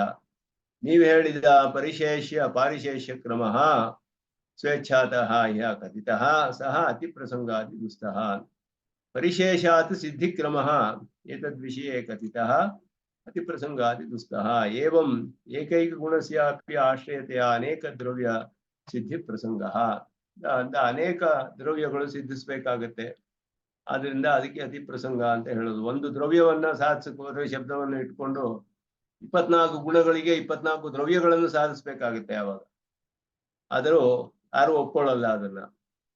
ತತ್ತದ್ ಗುಣೇಶು ಅಪಿ ವಿಚಿತ್ರ ಅವಾಂತರ ಗುಣಾನಾಮಪಿ ದರ್ಶನಾತ್ ಮೃದುತ್ವ ಕಠಿಣತ್ವಾದಿ ವೈಲಕ್ಷಣ್ಯ ದರ್ಶನಾಚಾರದ ಆಶ್ರಯಾಣಂ ಅಪಿ ಅತಿರಿಕ್ತ ದ್ರವ್ಯತ್ವ. ಇದೆಲ್ಲ ಬೇರೆ ಬೇರೆ ಅವ್ರು ಹೇಳುವಂತಹ ಮೃದುತ್ವ ಕಠಿಣತ್ವ ಪರತ್ವ ಅಪರತ್ವ ಸಂಯೋಗ ವಿಯೋಗ ಇದೆಲ್ಲ ಗುಣಗಳನ್ನು ಹೇಳ್ತಾರೆ ಅವರು. ಒಂದೊಂದು ಗುಣ ಇಟ್ಕೊಂಡು ಒಂದೊಂದು ದ್ರವ್ಯವನ್ನು ಬೇಕಾದ್ರೆ ಸಾಧಿಸ್ಬಿಡ್ಬೋದು ಅವಾಗ, ಇದೇ ಅನುಮಾನದಿಂದ ಈ ರೀತಿಯೇ ಮಾಡಿದ್ರೆ. ಆದ್ದರಿಂದ ಇಲ್ಲಿ ವಿಪರೀತ ಪ್ರಸಂಗ, ಅತಿ ಪ್ರಸಂಗ ಅನ್ನೋದ ವಿಪರೀತ ಪ್ರಸಂಗ ಅಂತ, ಇದು ವಿರುದ್ಧವೇ ಆಗುತ್ತೆ ಅಂತ. ಶಬ್ದ ಈ ಸಿದ್ಧಾಂತದಲ್ಲಿ ಶಬ್ದ ಹಿ ನ ಆಕಾಶ ಮಾತ್ರ ಗುಣ ಕಿಂತು ಪಂಚಭೂತಾನಾಮಪಿ ಗುಣ. ನಮ್ಮ ಸಿದ್ಧಾಂತದಲ್ಲಿ 5 ಪಂಚಭೂತಗಳಿಗೂ ಶಬ್ದ ಗುಣವಾಗುತ್ತೆ. ಅವರಲ್ಲಿ ಹಾಗೆ ಒಪ್ಕೊಳ್ಳಲ್ಲ, ಆಕಾಶಕ್ಕೆ ಮಾತ್ರವೇ ಗುಣ ಅಂತ ಹೇಳೋದು. ಏಕೈಕ ಗುಣವೃದ್ಧಿಯ ಸೃಷ್ಟಿ ವಿಪರೀತೇನ ಚ ಲಯ ಇತ್ಯಾದಿಕಂ ಪೂರ್ವಮೇವ ನಿರೂಪಿತಂ. ಇದೆಲ್ಲ ಮೊದಲೇ ಸೃಷ್ಟಿ ಲಯ ಕ್ರಮವನ್ನ ನಿರೂಪಣೆ ಮಾಡಿದ್ರು ಸಿದ್ಧಾಂತದಲ್ಲಿ. ಆದ್ದರಿಂದ ಶಬ್ದಾಶ್ರಯತೆಯ ಆಕಾಶ ಅನುಮಾನಂ ನ ಸಾಧೀಯ. ಶಬ್ದವನ್ನು ಆಶ್ರಯಿಸಿರುವ ದ್ರವ್ಯ ಅನ್ನುವ ಅನುಮಾನದಿಂದ ಆಕಾಶವನ್ನು ಸಾಧಿಸಕ್ಕಾಗೋದಿಲ್ಲ. ಬೇರೆ ರೀತಿಯಲ್ಲಿ ಅವರು ಸಾಧಿಸ್ತೀವಿ ಅಂತ ಹೇಳ್ತಾರೆ, ಅದನ್ನ ದೂಷಣೆ ಮಾಡ್ತಾರೆ. ರೀತ್ಯಂತರಮಪಿ ದೂಷಯತಿ ನಿಷ್ಕ್ರಾಂತ್ಯಾದೇಹೆ ಆದಿನ ಪ್ರವೇಶ ಪರಿಗ್ರಹ ನಿಷ್ಕ್ರಮಣ ಪ್ರವೇಶ ನಿಷ್ಕ್ರಮಣಂ ಪ್ರವೇಶನಮಿತಿ ಆಕಾಶಲಿಂಗಂ ಇತಿ ಸೂತ್ರಂ. ದ್ವಾರಾತ್ ನಿಷ್ಕ್ರಮಣ ಪ್ರವೇಶನಾದಿಕಮಪಿ ಆಕಾಶ ಸಾಧಕಂ ಲಿಂಗಂ ಇತಿ ತೇ ವದಂತಿ. ತದಪಿ ನ ಕುಡ್ಯಾದೇರಂತರಪಿ ಆಕಾಶೋ ವರ್ತತೆ. ಕುಡ್ಯಾದೇಹೇ ಅಂತಃ ಆಕಾಶೋ ವರ್ತತೆ ವಿಭು. ಆದ್ದರಿಂದ ಕುಡ್ಯಸ್ಯ ಪಾತೆ ಆಕಾಶ ದರ್ಶನಾತಿ ಇತಿ ವದಂತಿ. ಇದು ಅವರೇ ಹೇಳೋದು. ವಿಭು ಆದ್ದರಿಂದ ಆಕಾಶ, ಗೋಡೆ ಒಳಗಡೆಯೂ ಕೂಡ ಆಕಾಶ ಇರಬೇಕು. ಯಾಕೆ ಅಂದ್ರೆ ಗೋಡೆಯನ್ನು ಹೊಡೆದಾಕ್ಬಿಟ್ರೆ ಅಲ್ಲಿ ಆಕಾಶ ಬರುತ್ತಲ್ಲ, ಸ್ಪೇಸ್ ಕ್ರಿಯೇಟ್ ಆಗುತ್ತೆ ಅಲ್ಲಿ, ಆದ್ರಿಂದ ಅಂತ ಹೇಳಿ. ತರ್ಹಿ ಕುತಃ ತಸ್ರು ನಿಷ್ಕ್ರಮಾಣಿಕಂ ನ ಇತಿ ಚೇತ್. ಹಾಗಾದ್ರೆ ಅದ್ರ ಒಳಗಡೆ ಯಾಕೆ ಪ್ರವೇಶ ಮಾಡೋಕ್ಕಾಗಲ್ಲ ನಮ್ಗೆ? ಆಕಾಶ ಇದ್ರೆ ಪ್ರವೇಶ ಮಾಡಕ್ ಸಾಧ್ಯವಾಗಬೇಕು. ಅವರ ಪ್ರಕಾರ ಪ್ರವೇಶ ಮಾಡಕ್ ಸಾಧ್ಯವಾಗುವುದೇ ಆಕಾಶ.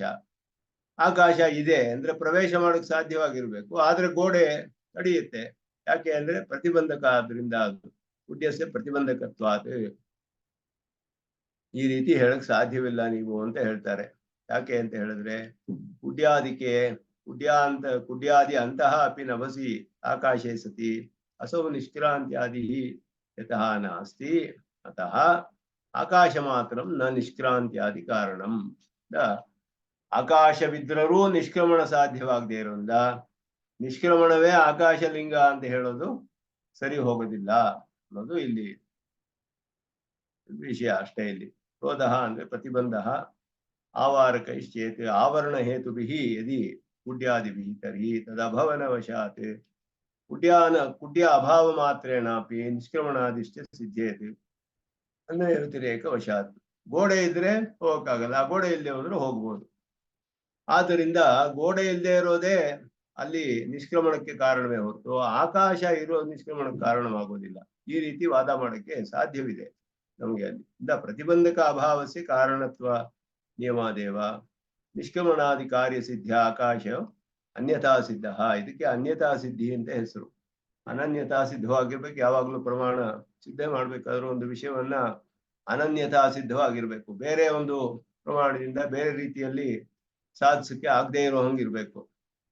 ಆದ್ರೆ ಇಲ್ಲಿ ನಿಷ್ಕ್ರಮಣಂ ಪ್ರವೇಶನ ಮಿತಿ ಆಕಾಶ ಲಿಂಗಂ ಅಂತ ಹೇಳಿದ್ರೆ ನಿಷ್ಕ್ರಮಣ ಪ್ರವೇಶವೇ ಆಕಾಶಕ್ಕೆ ಲಿಂಗವಾಗೋದಿಲ್ಲ ಅನ್ನೋದನ್ನ ಹೇಳ್ತಾರೆ. ಯಾಕೆ ಅಂದ್ರೆ ಕುಡ್ಯಾಭಾವವೇ ಅದಕ್ಕೆ ನಿಷ್ಕ್ರಮಣ ಪ್ರವೇಶನ ಅನ್ನೋದು ಗೋಡೆ ಇಲ್ಲದೆ ಹೋದ್ರೇನೆ ನಿಷ್ಕ್ರಮಣ ಆಗತ್ಯೇ ಹೊರತು ಆಕಾಶ ಇರೋದ್ರಿಂದ ಆಗ್ಬೇಕಾಗಿಲ್ಲ. ಆದ್ರಿಂದ ಇಲ್ಲಿ ಕುಡ್ಯಾಭಾವವೇ ನಿಷ್ಕ್ರಮಣಕ್ಕೆ ಕಾರಣ ಅಂತ ಹೇಳಿ ಆಕಾಶವೇ ಕಾರಣ ಅಂತ ಯಾಕೆ ಹೇಳಕ್ ಸಾಧ್ಯ? ಹೇಳ್ಬೇಕು, ಹಂಗೆ ಹೇಳಕ್ ಆಗೋದಿಲ್ಲ ಅವಾಗ. ಯಾಕೆ ಅಂದ್ರೆ ಅನ್ವಯ ವ್ಯತಿರೇಕ, ಅನ್ವಯ ವ್ಯತಿರೇಕ ವ್ಯಾಪ್ತಿಯಿಂದ ಅನ್ವಯ ವ್ಯತಿರೇಕ ವಶಾತ್. ಅನ್ವಯ ಅಂದ್ರೆ ಯಾವುದು ಇದ್ರೆ ಯಾವ್ದು ಇರುತ್ತೋ ಅದು ಅನ್ವಯ ಅಂತ. ಯತ್ ಸತ್ವೇ ಯತ್ ಸತಿ ಅಂತ ಅರ್ಥ. ಅಂದ್ರೆ ಯಾವ್ದಿದ್ರೆ ಯದಭಾವೇ ತದ ಯದಭಾವ, ಯಾವ್ದಿಲ್ಲದೆ ಹೋದ್ರೆ ಯಾವ್ದು ಇರೋದಿಲ್ವೋ ಅದು ಅಂತ ಹೇಳ್ಬಿಟ್ಟು. ಅದು ಅವಾಗ ಈಗ ಕಾರ್ಯ ಇದೆ ಅಂತ ಹೇಳಿದ್ರೆ ಕಾರಣ ಇರ್ಲೇಬೇಕು. ಕಾರ್ಯ ಇದ್ರೆ ಕಾರಣ ಇರಬೇಕು. ಯತ್ ಸತ್ವೇ ಯತ್ ಸತ್ವಂ ಅನ್ನೋದು ಅನ್ವಯ ವ್ಯತಿರೇಕ. ಯದಭಾವೇ ಯದಭಾವ ಅನ್ನೋದು ವ್ಯತಿರೇಕ ವ್ಯಾಪ್ತಿ ಅಂತ ಹೇಳ್ತೀವಿ. ಯತ್ ಸತ್ವೇ ಯತ್ ಸತ್ವಂ, ಯಾವ್ದು ಇದ್ರೆ ಯಾವ್ದು ಇರ್ಲೇಬೇಕು. ಈಗ ಒಂದು ಕಾರ್ಯ ಇದೆ, ನನ್ನ ಮುಂದೆ ಒಂದು ಪುಸ್ತಕ ಇದೆ. ಇಲ್ಲಿ ಈ ಪುಸ್ತಕ ಇಲ್ಲಿ ಇರೋದ್ರಿಂದ ಈ ಪುಸ್ತಕ ಅನ್ನೋದೇನೋ ಒಂದು ಕಾರ್ಯ, ಯಾರೋ ಮಾಡಿರ್ಲೇಬೇಕು. ಇದನ್ನ ಇಲ್ಲದೆ ಹೋದ್ರೆ ತಾನಾಗಿ ಇರಕ್ಕೆ ಸಾಧ್ಯವಿಲ್ಲವಲ್ಲ. ಇದಕ್ಕೆ ಒಂದು ಕಾರಣ ಇರ್ಲೇಬೇಕು. ಕಾರ್ಯ ಇರೋದ್ರಿಂದ ಕಾರಣ ಇರ್ಬೇಕು. ಯತ್ ಸತ್ವೇ ಯತ್ ಸತ್ವಂ, ಕಾರ್ಯ ಸತ್ವೇ ಕಾರಣ ಸತ್ವಂ ಅವಶ್ಯಂ ಅಂಗೀಕಾರ್ಯಂ. ಇದಕ್ಕೆ ಅನ್ವಯ ವ್ಯಾಪ್ತಿ ಅಂತ ಹೆಸರು. ಯದಭಾವೇ ಯದಭಾವ, ಕಾರಣವೇ ಇಲ್ಲದೆ ಹೋದ್ರೆ ಕಾರ್ಯ ಇರಕ್ಕೆ ಸಾಧ್ಯವಿಲ್ಲ. ಅದಕ್ಕೆ ವ್ಯತಿರೇಕ ವ್ಯಾಪ್ತಿ ಅಂತ ಹೆಸರು. ಕಾರಣವೇ ಇಲ್ಲದೆ ಹೋದ್ರೆ ಕಾರ್ಯ ಇರಕ್ಕೆ ಸಾಧ್ಯವೇ ಇಲ್ಲ. ಆದ್ದರಿಂದ ವ್ಯತಿರೇಕ ಅಂತ ಹೆಸರು. ಈಗ ಗೋಡೆ ಇದ್ರೆ ನಿಷ್ಕ್ರಮಣ ಸಾಧ್ಯವಿಲ್ಲ, ಗೋಡೆ ಇಲ್ಲದೆ ಹೋದ್ರೆ ನಿಷ್ಕ್ರಮಣ ಸಾಧ್ಯವಿದೆ. ಅದರಿಂದ ನಿಷ್ಕ್ರಮಣಕ್ಕೆ ಕಾರಣ ಗೋಡೆ ಇಲ್ಲದೆ ಇರೋದೇ ಅನ್ನೋದೇ ಆಗುತ್ತೆ ಹೊರತು ಆಕಾಶ ಇರೋದು ಅನ್ನೋದು ಸಾಧಿಸಕ್ಕಾಗೋದಿಲ್ಲ. ಅದನ್ನ ಇಲ್ಲಿ ತರ್ಕದಲ್ಲಿ ಹೇಳ್ತಾ ಇದ್ದಾರೆ. ಸುಲಭವಾದ ತರ್ಕವೇ, ಇದೇನೋ ಅಷ್ಟು ಕಷ್ಟವಿಲ್ಲ. ತತಶ್ಚ ಶಬ್ದಾಶ್ರಯತೆಯ ನಿಷ್ಕ್ರಮಣಾದಿ ಕಾರಣತೆಯ ನ ಆಕಾಶ ಸಿದ್ಧಿ ಕಿಂತು ಶ್ರುತ್ಯೈವ ಅಂತ. ಆಕಾಶ ಅನ್ನೋದನ್ನ ಶ್ರುತಿ ಪ್ರಮಾಣದಿಂದ ಒಪ್ಕೊಳ್ಬೇಕು. ಪ್ರತ್ಯಕ್ಷದಿಂದಲೂ ನಮಗೆ ಆಕಾಶ ಅನ್ನೋದು ಸಿದ್ಧಿಸುತ್ತೆ. ಶ್ರುತಿಯು ಆಕಾಶವು ಉತ್ಪನ್ನವಾಗುತ್ತೆ ಅಂತ ಹೇಳುತ್ತೆ. ಆಕಾಶ ನಿತ್ಯವಲ್ಲ. ವೇದಾಧಿಕರಣದಲ್ಲಿ ಬ್ರಹ್ಮಸೂತ್ರದಲ್ಲಿ ಅದನ್ನ ಸಾಧಿಸ್ತಾರೆ. ಆತ್ಮನ ಆಕಾಶ ಸಂಭೂತಃ ಮೊದಲಾದ ಶ್ರುತಿ ಪ್ರಮಾಣಗಳಿದೆ. ಅದರಿಂದ ಇದೆಲ್ಲ ನಮಗೆ ಶ್ರುತಿ ಪ್ರಮಾಣದಿಂದಲೂ ತಿಳಿದು ಬರುತ್ತೆ. ಅದನ್ನ ಇಲ್ಲಿ ಸ್ಪಷ್ಟವಾಗಿ ತಿಳಿಸಿದ್ರು. ಅದಕ್ಕೆ ಮೇಲೆ ಒಂದು ಅಧಿಕವಾದ ವಿಷಯಗಳನ್ನೆಲ್ಲ ಇಲ್ಲಿ ತಿಳಿಸ್ತಾರೆ. ಆಕಾಶಕ್ಕೆ ಅವಕಾಶ ಅನ್ನೋದೆಲ್ಲ ಹೇಳಿದ್ವಲ್ಲ, ಅದು ಹೆಂಗೆ ಅಂತ ಹೇಳೋದನ್ನ ಮುಂದೆ ಬರುತ್ತೆ. ಇಲ್ಲಿ ಮುಂದಿನ ಶ್ಲೋಕದಲ್ಲಿ ಅದನ್ನ ನಿರೂಪಣೆ ಮಾಡ್ತಾರೆ.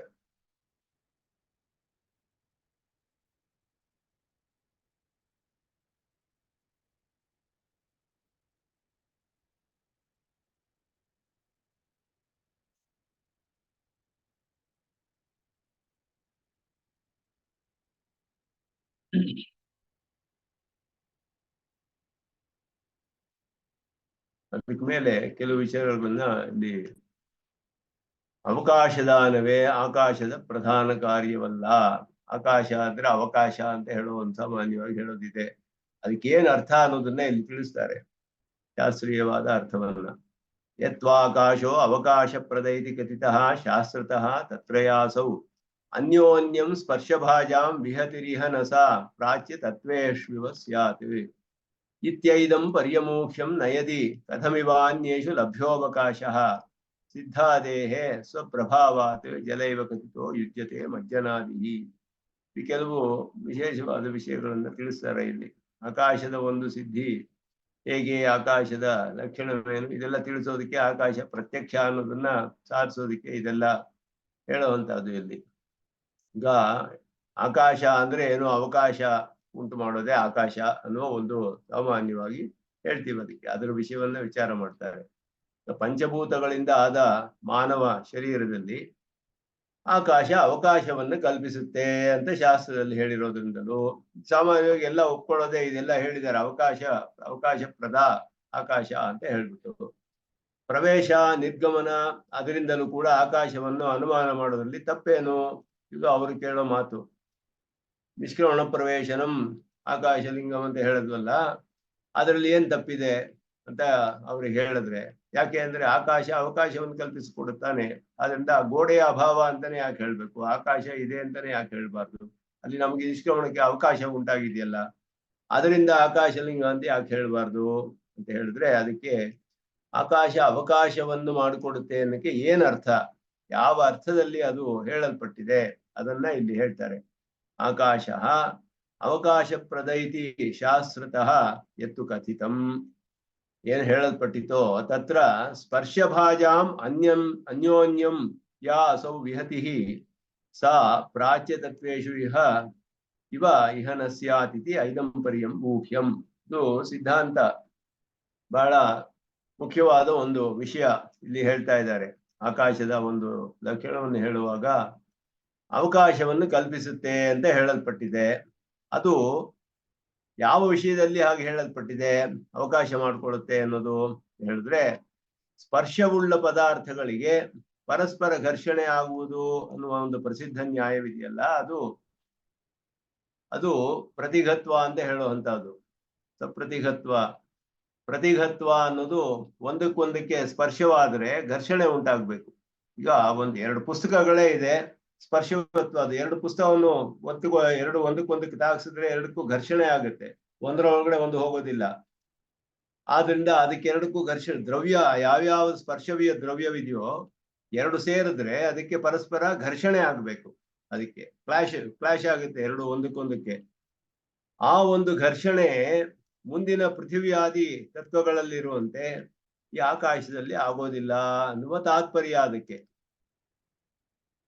ಅಂದ್ರೆ ಆಕಾಶದಲ್ಲಿ ಆ ರೀತಿ, ಆಕಾಶವೂ ಒಂದು ಪದಾರ್ಥ, ಪೃಥಿವಿಯೂ ಒಂದು ಪದಾರ್ಥ, ಅದು ಒಂದು ದ್ರವ್ಯವೇ, ಪೃಥಿವಿಯೂ ದ್ರವ್ಯವೇ, ತೇಜಸ್ಸು ದ್ರವ್ಯವೇ, ಅಪ್ಪು ದ್ರವ್ಯವೇ, ಅನ್ನವೂ ಇದೆಲ್ಲ ದ್ರವ್ಯಗಳೇ. ಆದರೆ ಈ ಆಕಾಶಕ್ಕೂ ಮತ್ತೆ ಒಂದು ಪೃಥಿವಿ ದ್ರವ್ಯಕ್ಕೂ ತ್ಯಾಗದ್ರೆ ಎರಡಕ್ಕೂ ಘರ್ಷಣೆ ಆಗೋದಿಲ್ಲ. ಆದರೆ ಪೃಥ್ವಿಗೂ ಮತ್ತೆ ತೇಜಸ್ಸಿಗೂ ತಾಗಿದ್ರೆ ಘರ್ಷಣೆ ಆಗುತ್ತೆ, ಅಪ್ಪಿಗೂ ತೆಗೆದ್ರೆ ಘರ್ಷಣೆ ಆಗುತ್ತೆ. ಈ ರೀತಿ ದ್ರವ್ಯಗಳು ಎರಡು ಸ್ಪರ್ಶವತ್ವವಾದ ಎರಡು ದ್ರವ್ಯಗಳಲ್ಲಿ ಘರ್ಷಣೆ ಉಂಟಾಗುತ್ತೆ ಪರಸ್ಪರ ಸೇರಿದಾಗ. ಆದ್ರೆ ಆಕಾಶಕ್ಕೆ ಆ ರೀತಿ ಆಗೋದಿಲ್ಲ, ಆಕಾಶ ಆ ರೀತಿ ಜಾಗ ಮಾಡ್ಕೊಡುತ್ತೆ. ಅದುವೇ ಅದಕ್ಕೆ ಅರ್ಥ. ಅವಕಾಶ ಅಂತ ಹೇಳೋದು ಪೃಥ್ವಿ ಮೊದಲಾದ ತತ್ವಗಳಲ್ಲಿ ಆಗುವಂತಹ ಘರ್ಷಣೆ ಆಕಾಶದೊಡನೆ ಯಾವ ಪದಾರ್ಥಕ್ಕೂ ಉಂಟಾಗೋದಿಲ್ಲ. ಅದನ್ನ ಇಲ್ಲಿ ಹೇಳ್ತಿದ್ದಾರೆ. ಇದು ತುಂಬಾ ಸಿದ್ಧಾಂತದಲ್ಲಿ ಮುಖ್ಯವಾದ ಒಂದು ವಿಷಯ. ಸ್ಪರ್ಶವುಳ್ಳ ಎರಡು ಪದಾರ್ಥಗಳು ಒಂದೇ ಜಾಗದಲ್ಲಿ ಬಂದ್ರೆ ಪರಸ್ಪರ ಘರ್ಷಣೆ ಅನಿವಾರ್ಯ. ಇದು ಸರ್ವಪ್ರಸಿದ್ಧವಾದ ನಿಯಮ. ಆಕಾಶಕ್ಕೆ ಸ್ಪರ್ಶವಿಲ್ಲವಾದ್ದರಿಂದ ಅನ್ವಯಿಸೋದಿಲ್ಲ. ಯಾಕೆಂದ್ರೆ ಆಕಾಶ ದ್ರವ್ಯವಾದ್ರೂ ಸ್ಪರ್ಶವತ್ವ ಅನ್ನೋದಿಲ್ಲ ಅದಕ್ಕೆ. ಅದು ಶಬ್ದ ಗುಣಕ ಅಂತ ಹೇಳಿ, ಅಂದ್ರೆ ಪಂಚೀಕರಣ ಆದ್ಮೇಲೆ ಎಲ್ಲ ಗುಣಗಳು ಅದರಲ್ಲಿ ಇದೆ ಅಂತ ಹೇಳ್ತೀವಿ. ಆದ್ರೂ ಅದು ಉತ್ಪನ್ನವಾದಾಗ ಬರೀ ಶಬ್ದ ಗುಣ ಅಷ್ಟೇ. ಅದು ಅವಕಾಶವನ್ನು ಅದಕ್ಕೆ ಅದರ ಒಂದು ವಿಶೇಷವಾದ ಗುಣವೇ ಆಗಿದೆ, ಆಕಾಶದ ಸ್ವಭಾವವೇ ಆಗಿದೆ. ಸ್ಪರ್ಶವಾತ್ವಾದ ಬೇರೆ ದ್ರವ್ಯಗಳೊಡನೆ ಸ್ಪರ್ಶವಾದರೂ ಘರ್ಷಣೆ ಆಗೋದಿಲ್ಲ. ಇದು ಈ ವಿಭುವಾದ ಪದಾರ್ಥಗಳಿಗೆ ಇವಾಗ ಎರಡು ವಿಭು ಪದಾರ್ಥಗಳು ಘರ್ಷಣೆ ಆಗಕ್ಕಾಗೋದಿಲ್ಲ, ಇದೆಲ್ಲ ಇದೆ. ಅದೆಲ್ಲ ಆದ್ರೆ ಪದಾರ್ಥದ ಒಂದು ಸ್ವಭಾವದಿಂದ ಅದನ್ನು ನಾವು ನಿಶ್ಚಯ ಮಾಡ್ಬೇಕು. ಪದಾರ್ಥದ ಸ್ವಭಾವದಿಂದ ವಿಷಯಗಳನ್ನು ನಿಶ್ಚಯ ಮಾಡ್ಬೇಕು ನಾವು. ಈಗ ಪರಮಾತ್ಮನು ಸರ್ವವ್ಯಾಪಕ ಅಂತ ಹೇಳಿದ್ರೆ ಯಹ ಆತ್ಮನಿ ತಿಷ್ಠನ್ ಶ್ರುತಿ ಹೇಳುತ್ತೆ, ಆತ್ಮನ ಒಳಗಡೆ ಇದ್ದಾನೆ ಅಂತ ಹೇಳುತ್ತೆ. ಆತ್ಮವು ಒಂದು ದ್ರವ್ಯ, ಪರಮಾತ್ಮನು ಒಂದು ದ್ರವ್ಯ, ಎರಡು ದ್ರವ್ಯಗಳು ಘರ್ಷಣೆ ಆಗುತ್ತಲ್ಲ. ಹೇಗೆ ಅವನು ಸೂಕ್ಷ್ಮ ಅಣು ಅಂತ ಹೇಳಿದೆ, ಸೂಕ್ಷ್ಮ, ಇವನು ಅದ್ರೊಳಗಡೆ ಇವನು ಇದ್ದಾನೆ ಅಂತ ಹೇಳಿದ್ರೆ ಎಲ್ಲಿದ್ದಾನೆ ಅದ್ರೊಳಗಡೆ? ಎರಡು. ಹಾಗಾದ್ರೆ ಆತ್ಮ ಇಲ್ಲದೆ ಇರುವ ಜಾಗ ಇದೆಯಾ ಅಲ್ಲಿ? ಈ ಪ್ರಶ್ನೆಗಳಿಗೆಲ್ಲ ಅಲ್ಲಿ ಉತ್ತರ ಇಲ್ಲ. ಇದೆಲ್ಲ ಶ್ರುತಿಯಲ್ಲಿ ಹೇಳಿದಂಗೆ ಪರಮಾತ್ಮನ ಒಂದು ಸ್ವಭಾವ, ಅವನ ಸ್ವರೂಪವೇನು, ಈ ತತ್ವಗಳು ಆ ರೀತಿ ಆಶ್ಚರ್ಯವಾಗಿದೆ. ಪೃಥಿವ್ಯಾಂ ತಿಷ್ಠನ್, ಪೃಥಿವಿಯಲ್ಲಿ ಎಲ್ಲೆಲ್ಲಿಯೂ ಇದ್ದಾನೆ ಅಂದ್ರೆ ಪೃಥ್ವಿಯಲ್ಲಿ ಎಲ್ಲೆಲ್ಲಿಯೂ ಇರಕ್ಕೆ ಹೇಗೆ ಸಾಧ್ಯ? ಆದ್ರೆ ಎರಡು ಸ್ಪರ್ಶವತ್ವಾದ ದ್ರವ್ಯಗಳಿಗೆ ಘರ್ಷಣೆ ಬರುತ್ತೆ. ಇದೆಲ್ಲ ಪ್ರಶ್ನೆಗಳಿಗೆ ಆಯಾ ಪದಾರ್ಥಗಳ ಸ್ವಭಾವವೇ ಆಗಿದೆ. ಅದು ಪರಮಾತ್ಮನ ವ್ಯಾಪ್ತಿ ಹೇಗೆ ಅಂದ್ರೆ ಅದಕ್ಕೆ ಲಕ್ಷಣ ಹೇಳುವಾಗ ಸಪ್ರತಿಘತ್ವಂ ಅಂತರ ವ್ಯಾಪ್ತಿ. ಸಪ್ರತಿಘತ್ವ ಅಂದ್ರೆ ಒಂದಕ್ಕೊಂದಕ್ಕೆ ಘರ್ಷಣೆ ಆಗೋದಕ್ಕೆ ಆಗದೆ ಇರೋ ಹಂಗೆ ವ್ಯಾಪಿಸಿದಾನೆ ಅಂತ ಹೇಳ್ಬೇಕು. ಯಾಕೆ ಅಂದ್ರೆ ಅದು ಶ್ರುತಿಯಲ್ಲಿ ಹಾಗೆ ಹೇಳಲ್ಪಟ್ಟಿದೆ. ಅತೀಂದ್ರಿಯವಾದ ವಿಷಯಗಳಿಗೆ ನಾವು ಶ್ರುತಿ ಪ್ರಮಾಣವನ್ನು ಇಟ್ಕೊಂಡು ಆ ರೀತಿ ನಿಶ್ಚಯ ಮಾಡ್ಬೇಕೇ ಹೊರತು ನಾವು ಎಲ್ಲಾ ಪದಾರ್ಥಗಳು ಒಂದೇ ರೀತಿ ಮಾಡೋಕ್ಕಾಗೋದಿಲ್ಲ. ಕೆಲವು ಶ್ರುತಿ ಪ್ರಮಾಣದಿಂದ ಸಿದ್ಧಿಸುತ್ತೆ ನಮ್ಗೆ. ಆದ್ದರಿಂದ ಆಕಾಶಕ್ಕೆ ಸ್ಪರ್ಶವಿಲ್ಲ ಅನ್ನೋದು ಸ್ಪಷ್ಟ. ಆದ್ದರಿಂದ ಅದಕ್ಕೆ ಘರ್ಷಣೆ ಆಗ್ಬೇಕಾಗಿಲ್ಲ. ನಯದಿ ಅನ್ಯೇಷು ಅವಕಾಶ ಕಥಂ ಲಭ್ಯ, ಆಕಾಶದಿಂದಲೇ ಅವಕಾಶ ಸಿಗುತ್ತೆ ಅಂತ ಹೇಳಿದ್ರೆ ಉಳಿದ ತತ್ವಗಳಲ್ಲಿ ಅವಕಾಶ ದೊರೆಯಲು ಹೇಗೆ ಸಾಧ್ಯ? ಆಕಾಶದಿಂದಲೇ ಅವಕಾಶ ಸಿಗೋದಿಲ್ಲ. ಅದಕ್ಕೆ ಸ್ಪರ್ಶವತ್ವ ಇಲ್ಲದೆ ಇರೋದ್ರಿಂದ ಘರ್ಷಣೆ ಇಲ್ಲದೆ ಆಗಿದೆ. ಅವಕಾಶ ಕೊಡುತ್ತೆ ಅಂದ್ರೆ ಏನರ್ಥ? ಅದಕ್ಕೆ ಸ್ಪರ್ಶವತ್ವ ಇಲ್ಲದೆ ಇರೋದ್ರಿಂದ ಬೇರೆ ಪದಾರ್ಥಗಳೊಡನೆ ಸೇರಿದ್ರು ಕೂಡ ಘರ್ಷಣೆ ಆಗೋದಿಲ್ಲ. ಇಲ್ಲದೆ ಹೋದ್ರೆ ಏನಾಗುತ್ತೆ? ಆಕಾಶದ ಮೊದಲು ಅಹಂಕಾರ ದ್ರವ್ಯ ಇತ್ತು, ಅದಕ್ಕೆ ಮೊದಲು ಮಹತ್ ದ್ರವ್ಯವಿತ್ತು. ಈ ಅಹಂಕಾರ ದ್ರವ್ಯ, ಮಹತ್ ದ್ರವ್ಯ ಇವುಗಳಿಗೆಲ್ಲ ಏನಾಗುತ್ತೆ ಅಂತ ಹೇಳಿದ್ರೆ ಅದಕ್ಕೆಲ್ಲ ಅವಾಗ ಅವಕಾಶವೇ ಇಲ್ಲದೆ ಹೋಗ್ಬಿಡುತ್ತೆ. ಆಕಾಶವೇ ಅವಕಾಶ ಕೊಟ್ರೆ ಆಕಾಶ ಉತ್ಪನ್ನವಾಗಕ್ಕೆ ಮೊದಲು ಇದ್ರ ದ್ರವ್ಯಗಳಿಗೆ ಅವಕಾಶವಿಲ್ಲದೆ ಹೋಗ್ಬೇಕಾಗುತ್ತೆ. ಅವಾಗ ಹೇಗೆ ಅವಕಾಶ ಸಿಗುತ್ತೆ? ಆಕಾಶದಿಂದಲೇ ಎಲ್ಲಾ ಪದಾರ್ಥಗಳಿಗೂ ಅವಕಾಶ ಸಿಗುತ್ತೆ ಅಂತ ಹೇಳೋದು. ಕ್ಷಮಿಸ್ಬೇಕು, ಇದು ಥಂಡರ್ ಇದೆಯಲ್ಲ ಅದ್ರಲ್ಲಿ ಘರ್ಷಣೆ, ಅದಕ್ಕೇನ್ ಎಕ್ಸ್ಪ್ಲನೇಷನ್ ಶಾಸ್ತ್ರದಲ್ಲಿ? ಥಂಡರ್ ಅಂದ್ರೆ ಅರ್ಥ ಆಗ್ಲಿಲ್ಲ ನಮ್ಗೆ. ಥಂಡರು ಹೌದು, ಅದು ಎರಡು ಪದಾರ್ಥಗಳು ಸೇರಿದಾಗ ಉಂಟಾಗುವ ಶಬ್ದ ಅಷ್ಟೇನೆ. ಅದು ಘರ್ಷಣೆ ಆದಾಗ ಆ ರೀತಿ ಶಬ್ದ ಆಗ್ಬೋದು. ನೀರು ಮೋಡಗಳು ಎರಡು ಘರ್ಷಣೆ ಆದಾಗ ಶಬ್ದ ಉಂಟಾಗ್ಬೋದಲ್ಲ. ನೀರು ತುಂಬಿದ ಮೋಡಗಳು ಸೇರಿದಾಗ ಘರ್ಷಣೆ ಉಂಟಾದಾಗ ಒಂದು ಬಾಳನ್ನ ನೆಲದ ಮೇಲೆ ಹಾಕಿದ್ರೆ ಶಬ್ದ ಬರುತ್ತಲ್ಲ.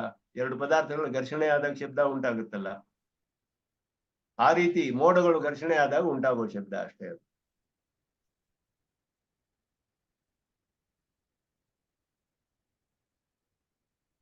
ಆದ್ರಿಂದ ಇಲ್ಲಿ ಆಕಾಶದಿಂದಲೇ ಅವಕಾಶ ಅನ್ನೋದು ಸರಿ ಇಲ್ಲ ಅಂತ ಹೇಳ್ತಾ ಇದ್ದಾರೆ ಅಷ್ಟೇನೆ. ಆಕಾಶ ಅವಕಾಶ ಕೊಡುತ್ತೆ ಅನ್ನೋದು ಏನು ಅದಕ್ಕೆ ಅರ್ಥವನ್ನ ಆಕಾಶವೇ ಅವಕಾಶ ಕೊಡೋದಿಲ್ಲ. ಯಾಕೆ ಅಂದ್ರೆ ಆಕಾಶವೇ ಅವಕಾಶ ಕೊಟ್ರೆ ಆಕಾಶ ಉತ್ಪನ್ನವಾಗಕ್ಕೆ ಮೊದಲು ಇದ್ದ ಪದಾರ್ಥಗಳಿಗೆ ಅವಕಾಶವಿಲ್ಲದೆ ಹೋಗ್ಬೇಕು ಹೇಳ್ತಾರೆ. ಸೃಷ್ಟಿ ಕ್ರಮದಲ್ಲಿ ಅಹಂಕಾರದ ಸೃಷ್ಟಿ ಅನಂತರವೇ ಆಕಾಶದ ಸೃಷ್ಟಿ. ಆಕಾಶವೇ ಅವಕಾಶ ಕಲ್ಪನೆಗೆ ಕಾರಣವಾದ್ರೆ ಅಹಂಕಾರಾದಿ ಹಿಂದಿನ ತತ್ವಗಳಲ್ಲಿ ಅವಕಾಶ ದೊರೆಯದೆ ಘರ್ಷಣೆ ಆಗ್ಬೇಕಾಗುತ್ತೆ. ಆದ್ದರಿಂದ ಅವಕಾಶ ಕಾರ್ಯದಿಂದ ಆಕಾಶದ ಅನುಮಾನ ಸಾಧ್ಯವಿಲ್ಲ. ಇದು ಎರಡನೆಯ ಅವರ ಅನುಮಾನ. ಅವಕಾಶ ಅನ್ನುವ ಕಾರಣದಿಂದಲೇ ಯಾಕೆ ಅವಕಾಶವನ್ನ ಊಹೆ ಮಾಡಬಾರ್ದು? ಈಗ ಪ್ರವೇಶನ ಮತ್ತೆ ನಿಷ್ಕ್ರಮಣ ಮೊದಲಾದವುಗಳಿಂದ ಆಕಾಶವನ್ನು ಸಾಧಿಸ್ತೀವಿ ಅಂದ್ರೆ ಆಗ ಸಾಧಿಸೋದು ಸರಿ ಹೋಗೋದಿಲ್ಲ ಹೇಳಿದ್ರು. ಅತಿ ಪ್ರಸಂಗ ಅಂತ ಹೇಳ್ಬಿಟ್ಟು ಅವಕಾಶ ಅಂತ ಹೇಳಲ್ಪಟ್ಟಿದೆಯಲ್ಲ, ಅವಕಾಶ ಮಾಡಿಕೊಡುತ್ತೆ ಅಂತ. ಅದರಿಂದ ಯಾಕೆ ಮಾಡಬಾರ್ದು ಅಂತ ಹೇಳಿದ್ರೆ ಅವಕಾಶ ಮಾಡ್ಕೊಡೋಕೆ ಏನಂದ್ರೆ ಸ್ಪರ್ಶವತ್ವ ಅಲ್ಲಿ ಇಲ್ಲದೆ ಇರೋದ್ರಿಂದ ಅದು ಬೇರೆ ಸ್ಪರ್ಶವುಳ್ಳ ದ್ರವ್ಯಗಳು ಅದರಲ್ಲಿ ಇರಕ್ ಸಾಧ್ಯ ಅನ್ನುವುದನ್ನ ತಿಳಿಸುತ್ತೆ ಹೊರತು ಆಕಾಶವೇ ಅವಕಾಶ ಮಾಡಿಕೊಡುತ್ತೆ ಅನ್ನೋದು ಪ್ರವೇಶ ನಿಷ್ಕ್ರಮಣಕ್ಕೆ ಕಾರಣ ಆಕಾಶವೇ ಅಂತ ಹೇಳೋದು ಸರಿ ಇಲ್ಲ ಅನ್ನೋದು ಇಲ್ಲಿ ಹೇಳ್ತಾ ಇದ್ದಾರೆ. ಅದನ್ನ ಇಟ್ಕೊಂಡು ಆಕಾಶವನ್ನ ನೀವು ಅನುಮಾನದಿಂದ ಸಾಧಿಸಕ್ಕಾಗೋದಿಲ್ಲ, ಶ್ರುತಿ ಪ್ರಮಾಣದಿಂದ ಸಾಧಿಸ್ಬೇಕು ಅನ್ನೋದು ಇಲ್ಲಿ ಪ್ರಧಾನವಾದ ಇದು. ಅದಕ್ಕೆ ಮೇಲೆ ಹೇಳ್ತಾರೆ ಕೆಲವು ವಿಷಯಗಳನ್ನ, ವಿಶೇಷವಾದ ಸಿದ್ಧ ಪುರುಷರು ಭೂಮಿಯಲ್ಲಿ ಪ್ರವೇಶ ಮಾಡ್ತಾರೆ ಅಂತ ಹೇಳ್ತಾರೆ. ಯೋಗಶಾಸ್ತ್ರದಲ್ಲಿ ಹೇಳಲ್ಪಟ್ಟಿದೆ, ಸಿದ್ಧರು ಭೂಮಿಯೊಳಗಡೆ ಪ್ರವೇಶ ಮಾಡ್ಬೋದು, ಮರದ ಕೆಳಗಡೆ ಇರ್ತಾರೆ, ಇದೆಲ್ಲ ಹೇಳಲ್ಪಟ್ಟಿದೆ ಯೋಗಶಾಸ್ತ್ರಗಳಲ್ಲಿ. ಅದೆಲ್ಲ ಇರುವಾಗ ಎರಡು ಸ್ಪರ್ಶವತ್ತಾದ ಪದಾರ್ಥಗಳು ಒಂದು ಕಡೆ ಸೇರಕ್ಕೆ ಸಾಧ್ಯವಿಲ್ವಲ್ಲ, ಅದು ಹೇಗೆ ಸಾಧ್ಯ ಅನ್ನಕ್ಕೆ ಸಿದ್ಧಾದೇಹೆ ಕಥಿತಃ ಮಜ್ಜನಾದಿ ಸ್ವಪ್ರಭಾವಾತ್ ಜಲೈವ ಯುಜ್ಯತೆ. ಪದಾರ್ಥಗಳ ಸ್ವಭಾವ ಅವರವರ ಒಂದು ಯೋಗ ಸಿದ್ಧಿಯಿಂದ ಆಗುತ್ತಷ್ಟೇ. ಅವರಿಗೆ ಭೂಮಿಯಲ್ಲಿ ಮುಳುಗ್ತಾರೆ ಮೊದಲಾದದ್ದು ಇತರರು ನೀರಿನಲ್ಲಿ ಮುಳುಗುವಂತೆ ಅವರ ತಪಸ್ಸಿನ ಪ್ರಭಾವದಿಂದ ಯುಕ್ತವಾಗುತ್ತೆ. ಮನುಷ್ಯರು ನೀರಿನಲ್ಲಿ ಮುಳುಗ್ತಾರಲ್ಲ, ಅಲ್ಲೂ ಘರ್ಷಣೆ ಆಗದೆ ಹೇಗೆ ನೀರು ಒಳಗಡೆ ಹೋಗ್ತಾರವರು ಅಂತ ಹೇಳಿದ್ರೆ, ಎರಡು ಸ್ಪರ್ಶವಾದ ದ್ರವ್ಯಗಳು ಸೇರಿದ್ರೆ ಘರ್ಷಣೆ ಆಗ್ಬೇಕು, ಒಂದ್ರೊಳಗಡೆ ಒಂದು ಪ್ರವೇಶ ಮಾಡಕ್ ಆಗೋದಿಲ್ಲ ಅಂತ ಹೇಳಿದ್ರೆ ಆಯಾ ಪದಾರ್ಥಗಳಿಗೆ ಅವಕಾಶ ಮಾಡಿಕೊಡುತ್ತೆ. ಆ ದ್ರವ್ಯಗಳ ಒಂದು ಸ್ವಭಾವವು ಆಗಿದೆ. ಆದ್ರಿಂದ ಇದೆಲ್ಲ ಸಾಮಾನ್ಯವಾದ ನಿಯಮಕ್ಕೆ ನೀರು ಸ್ಪರ್ಶವತ್ತಾದ ದ್ರವ್ಯ ಆಗಿದ್ರು ಕೂಡ ಮುಳುಗಕ್ಕೆ ಅವಕಾಶ ಮಾಡ್ಕೊಡೋ ಹಂಗೆ ಸಿದ್ಧರಿಗೆ ತಪಪ್ರಭಾವದಿಂದ ಭೂಮಿಯು ಅವಕಾಶ ಮಾಡಿಕೊಡುತ್ತೆ. ಇದು ಸಾಮಾನ್ಯ ನಿಯಮಕ್ಕೆ ವಿರೋಧ ಇಲ್ಲ ಅಂತ ಹೇಳಿದ್ರು. ಆಕಾಶ ಅನ್ನೋದು ಏನು ಅನ್ನೋದ್ರ ವಿಚಾರ ಮಾಡ್ತಾ ಇದ್ದಾರೆ. ಇಲ್ಲಿ ಅನೇಕ ವಿಷಯಗಳು ಬರುತ್ತೆ. ಇದೆಲ್ಲ ಸಾಮಾನ್ಯವಾದ ಕೆಲವು ತರ್ಕಗಳು, ಕೆಲವು ವಿಷಯಗಳನ್ನ ಹೇಳ್ಕೊಂಡು ಆಕಾಶದ ಮೇಲೆ ಮಾಡುವ ಅನುಮಾನಗಳು ಎಲ್ಲ ಅದನ್ನ ಹೇಳಿ ಶಾಸ್ತ್ರದಿಂದ ತಿಳಿಬೇಕಿದೆಲ್ಲ ಪ್ರಧಾನವಾಗಿ. ಮತ್ತೆ ಆಕಾಶ ಪ್ರತ್ಯಕ್ಷ ಅನ್ನೋದು ನಮಗೆ ಸಿದ್ಧಾಂತದಲ್ಲಿ ಒಪ್ಕೊಂಡಿದ್ದೀವಿ, ಅದು ಪ್ರತ್ಯಕ್ಷವಾಗಿ ತಿಳಿದು ಬರುತ್ತೆ ಮೊದಲಾದದ್ದು ಇಲ್ಲಿ ಹೇಳ್ತಾ ಇದ್ದಾರೆ. ಅದನ್ನ ಬಹಳ ಸ್ವಲ್ಪ ಆಕಾಶದ ವಿಷಯದಲ್ಲಿ ಸೂಕ್ಷ್ಮವಾದ ವಿಷಯಗಳು ಬರುತ್ತೆ. ಸಂಸ್ಕೃತದಲ್ಲಿ ಸುಲಭವಾಗಿ ಇದೆ ಇದೆಲ್ಲ. ಸಪ್ರತಿಕತ್ವಂ ಅಂತ ಹೇಳೋದು.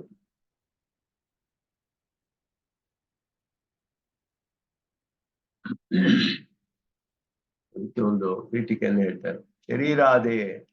ಶರೀರ ಉಪಾದಾನ ಭೂತಾನಾಂ ಪಂಚಭೂತಾನಾಂ ಅಸಾಧಾರಣ ಕಾರ್ಯಗಣನ ಪ್ರಕರಣೆ ಪೃಥಿವ್ಯಾಹ ಧಾರಣಂ ಜಲಸ್ಯ ಆಪ್ಯಾಯನಂ ತೇಜಸಃ ಪಾಚನಂ ವಾಯೋಃ ಶೋಷಣಂ ಆಕಾಶಸ್ಯ ಅವಕಾಶದಾನಂ ಈ ತತ್ವ ಪ್ರಕರಣೇಶು ಶ್ರೂಯತೆ.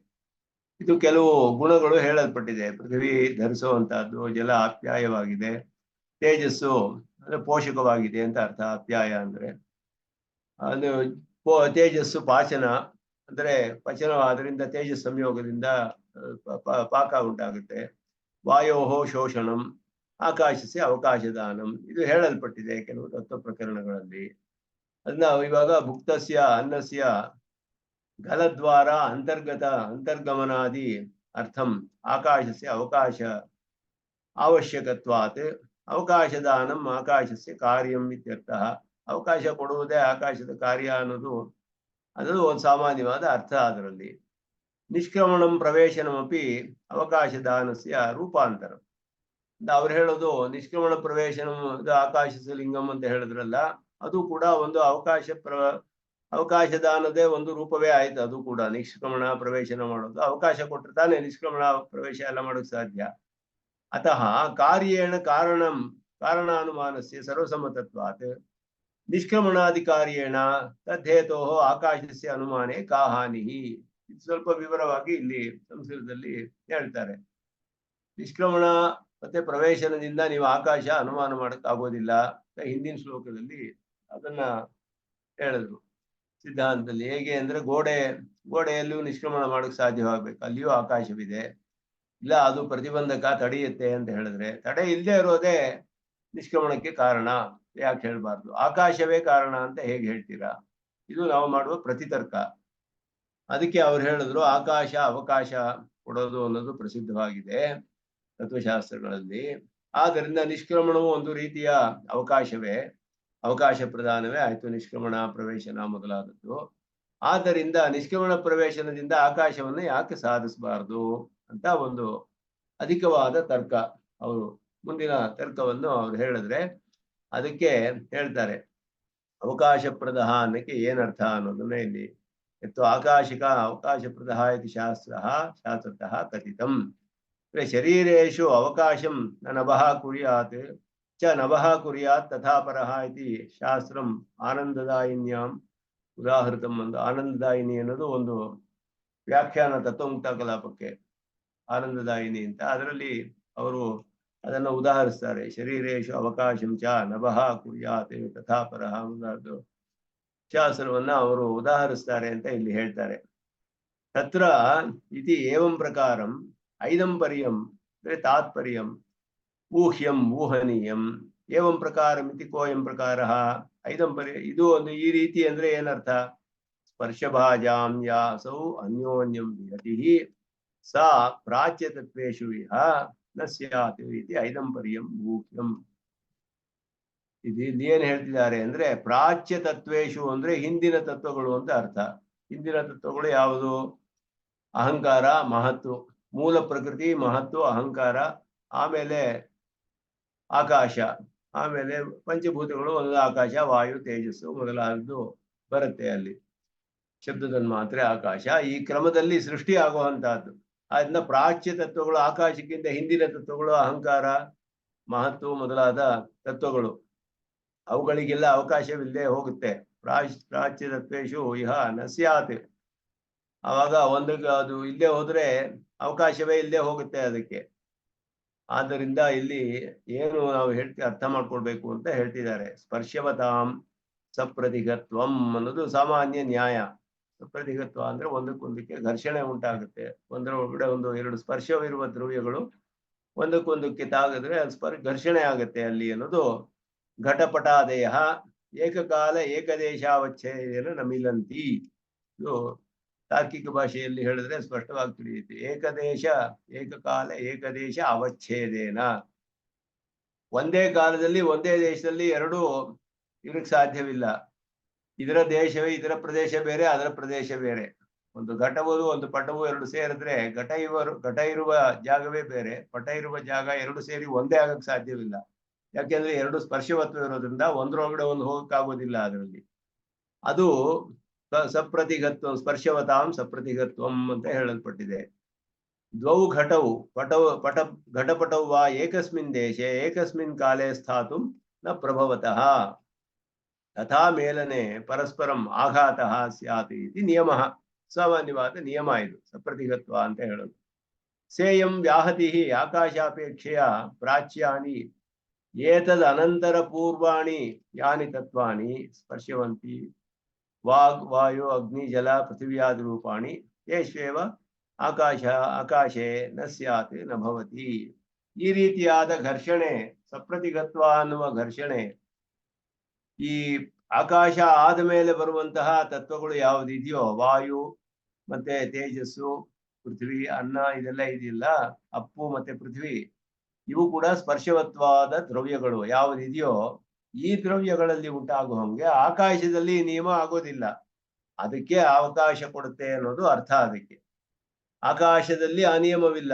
ಸ್ಪರ್ಶವತ್ವಾದ ದ್ರವ್ಯ ಮುಂತಾದ ಆಕಾಶವಾದ ಮೇಲೆ ಹುಟ್ಟುವಂತಹ ಸೃಷ್ಟಿಯಾಗುವ ವಾಯು, ತೇಜಸ್ಸು, ಅಪ್ಪು ಮತ್ತೆ ಪೃಥ್ವಿ, ಈ ದ್ರವ್ಯಗಳಲ್ಲಿ ಹೇಗೆ ಸಪ್ರತಿಗತ್ವ ಅನ್ನುವ ನಿಯಮವಿದೆಯೋ ಅದು ಆಕಾಶದಲ್ಲಿ ಇಲ್ಲ ಅನ್ನೋದು ಅರ್ಥ. ಅದಕ್ಕೆ ಆಕಾಶ ಸ್ಪರ್ಶ ಅಭಾವಾತ್ ಇತಿ ಬೋಧನಾಯ, ತಿಳಿಸೋದಕ್ಕೋಸ್ಕರ ಅಷ್ಟೇನೆ.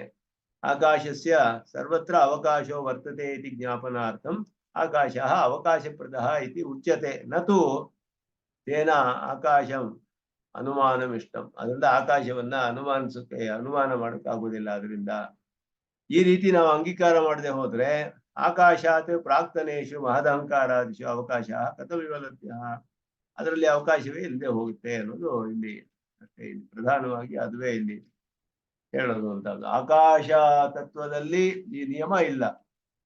ಆದ್ದರಿಂದ ಸ್ಪರ್ಶವತ್ವವಿರೋ ದ್ರವ್ಯಗಳಿಗೆ ಸಪ್ರತಿಗತ್ವ ಅನ್ನೋದು ಇದು ದ್ರವ್ಯವಾದರೂ ಕೂಡ ಆಕಾಶದಲ್ಲಿ ಆ ನಿಯಮ ಇಲ್ಲ ಅನ್ನೋ ತಿಳಿಸೋಕ್ಕೋಸ್ಕರವೇ ಅವಕಾಶಪ್ರದ ಅಂತ ಹೇಳಲ್ಪಟ್ಟಿದೆ ಅಷ್ಟೇ ಹೊರತು ಅದರಿಂದ ನೀವು ಅವಕಾಶ ಕೊಡುತ್ತೆ, ಅದರಿಂದ ನಿಷ್ಕ್ರಮಣವಾಗುವುದು, ಅದರ ಲಿಂಗ ಅಂತ ಹೇಳೋದು ಸರಿ ಇಲ್ಲ ಅನ್ನೋದನ್ನ ಇಲ್ಲಿ ಸಾಧಿಸ್ತಾ ಇದ್ದಾರೆ.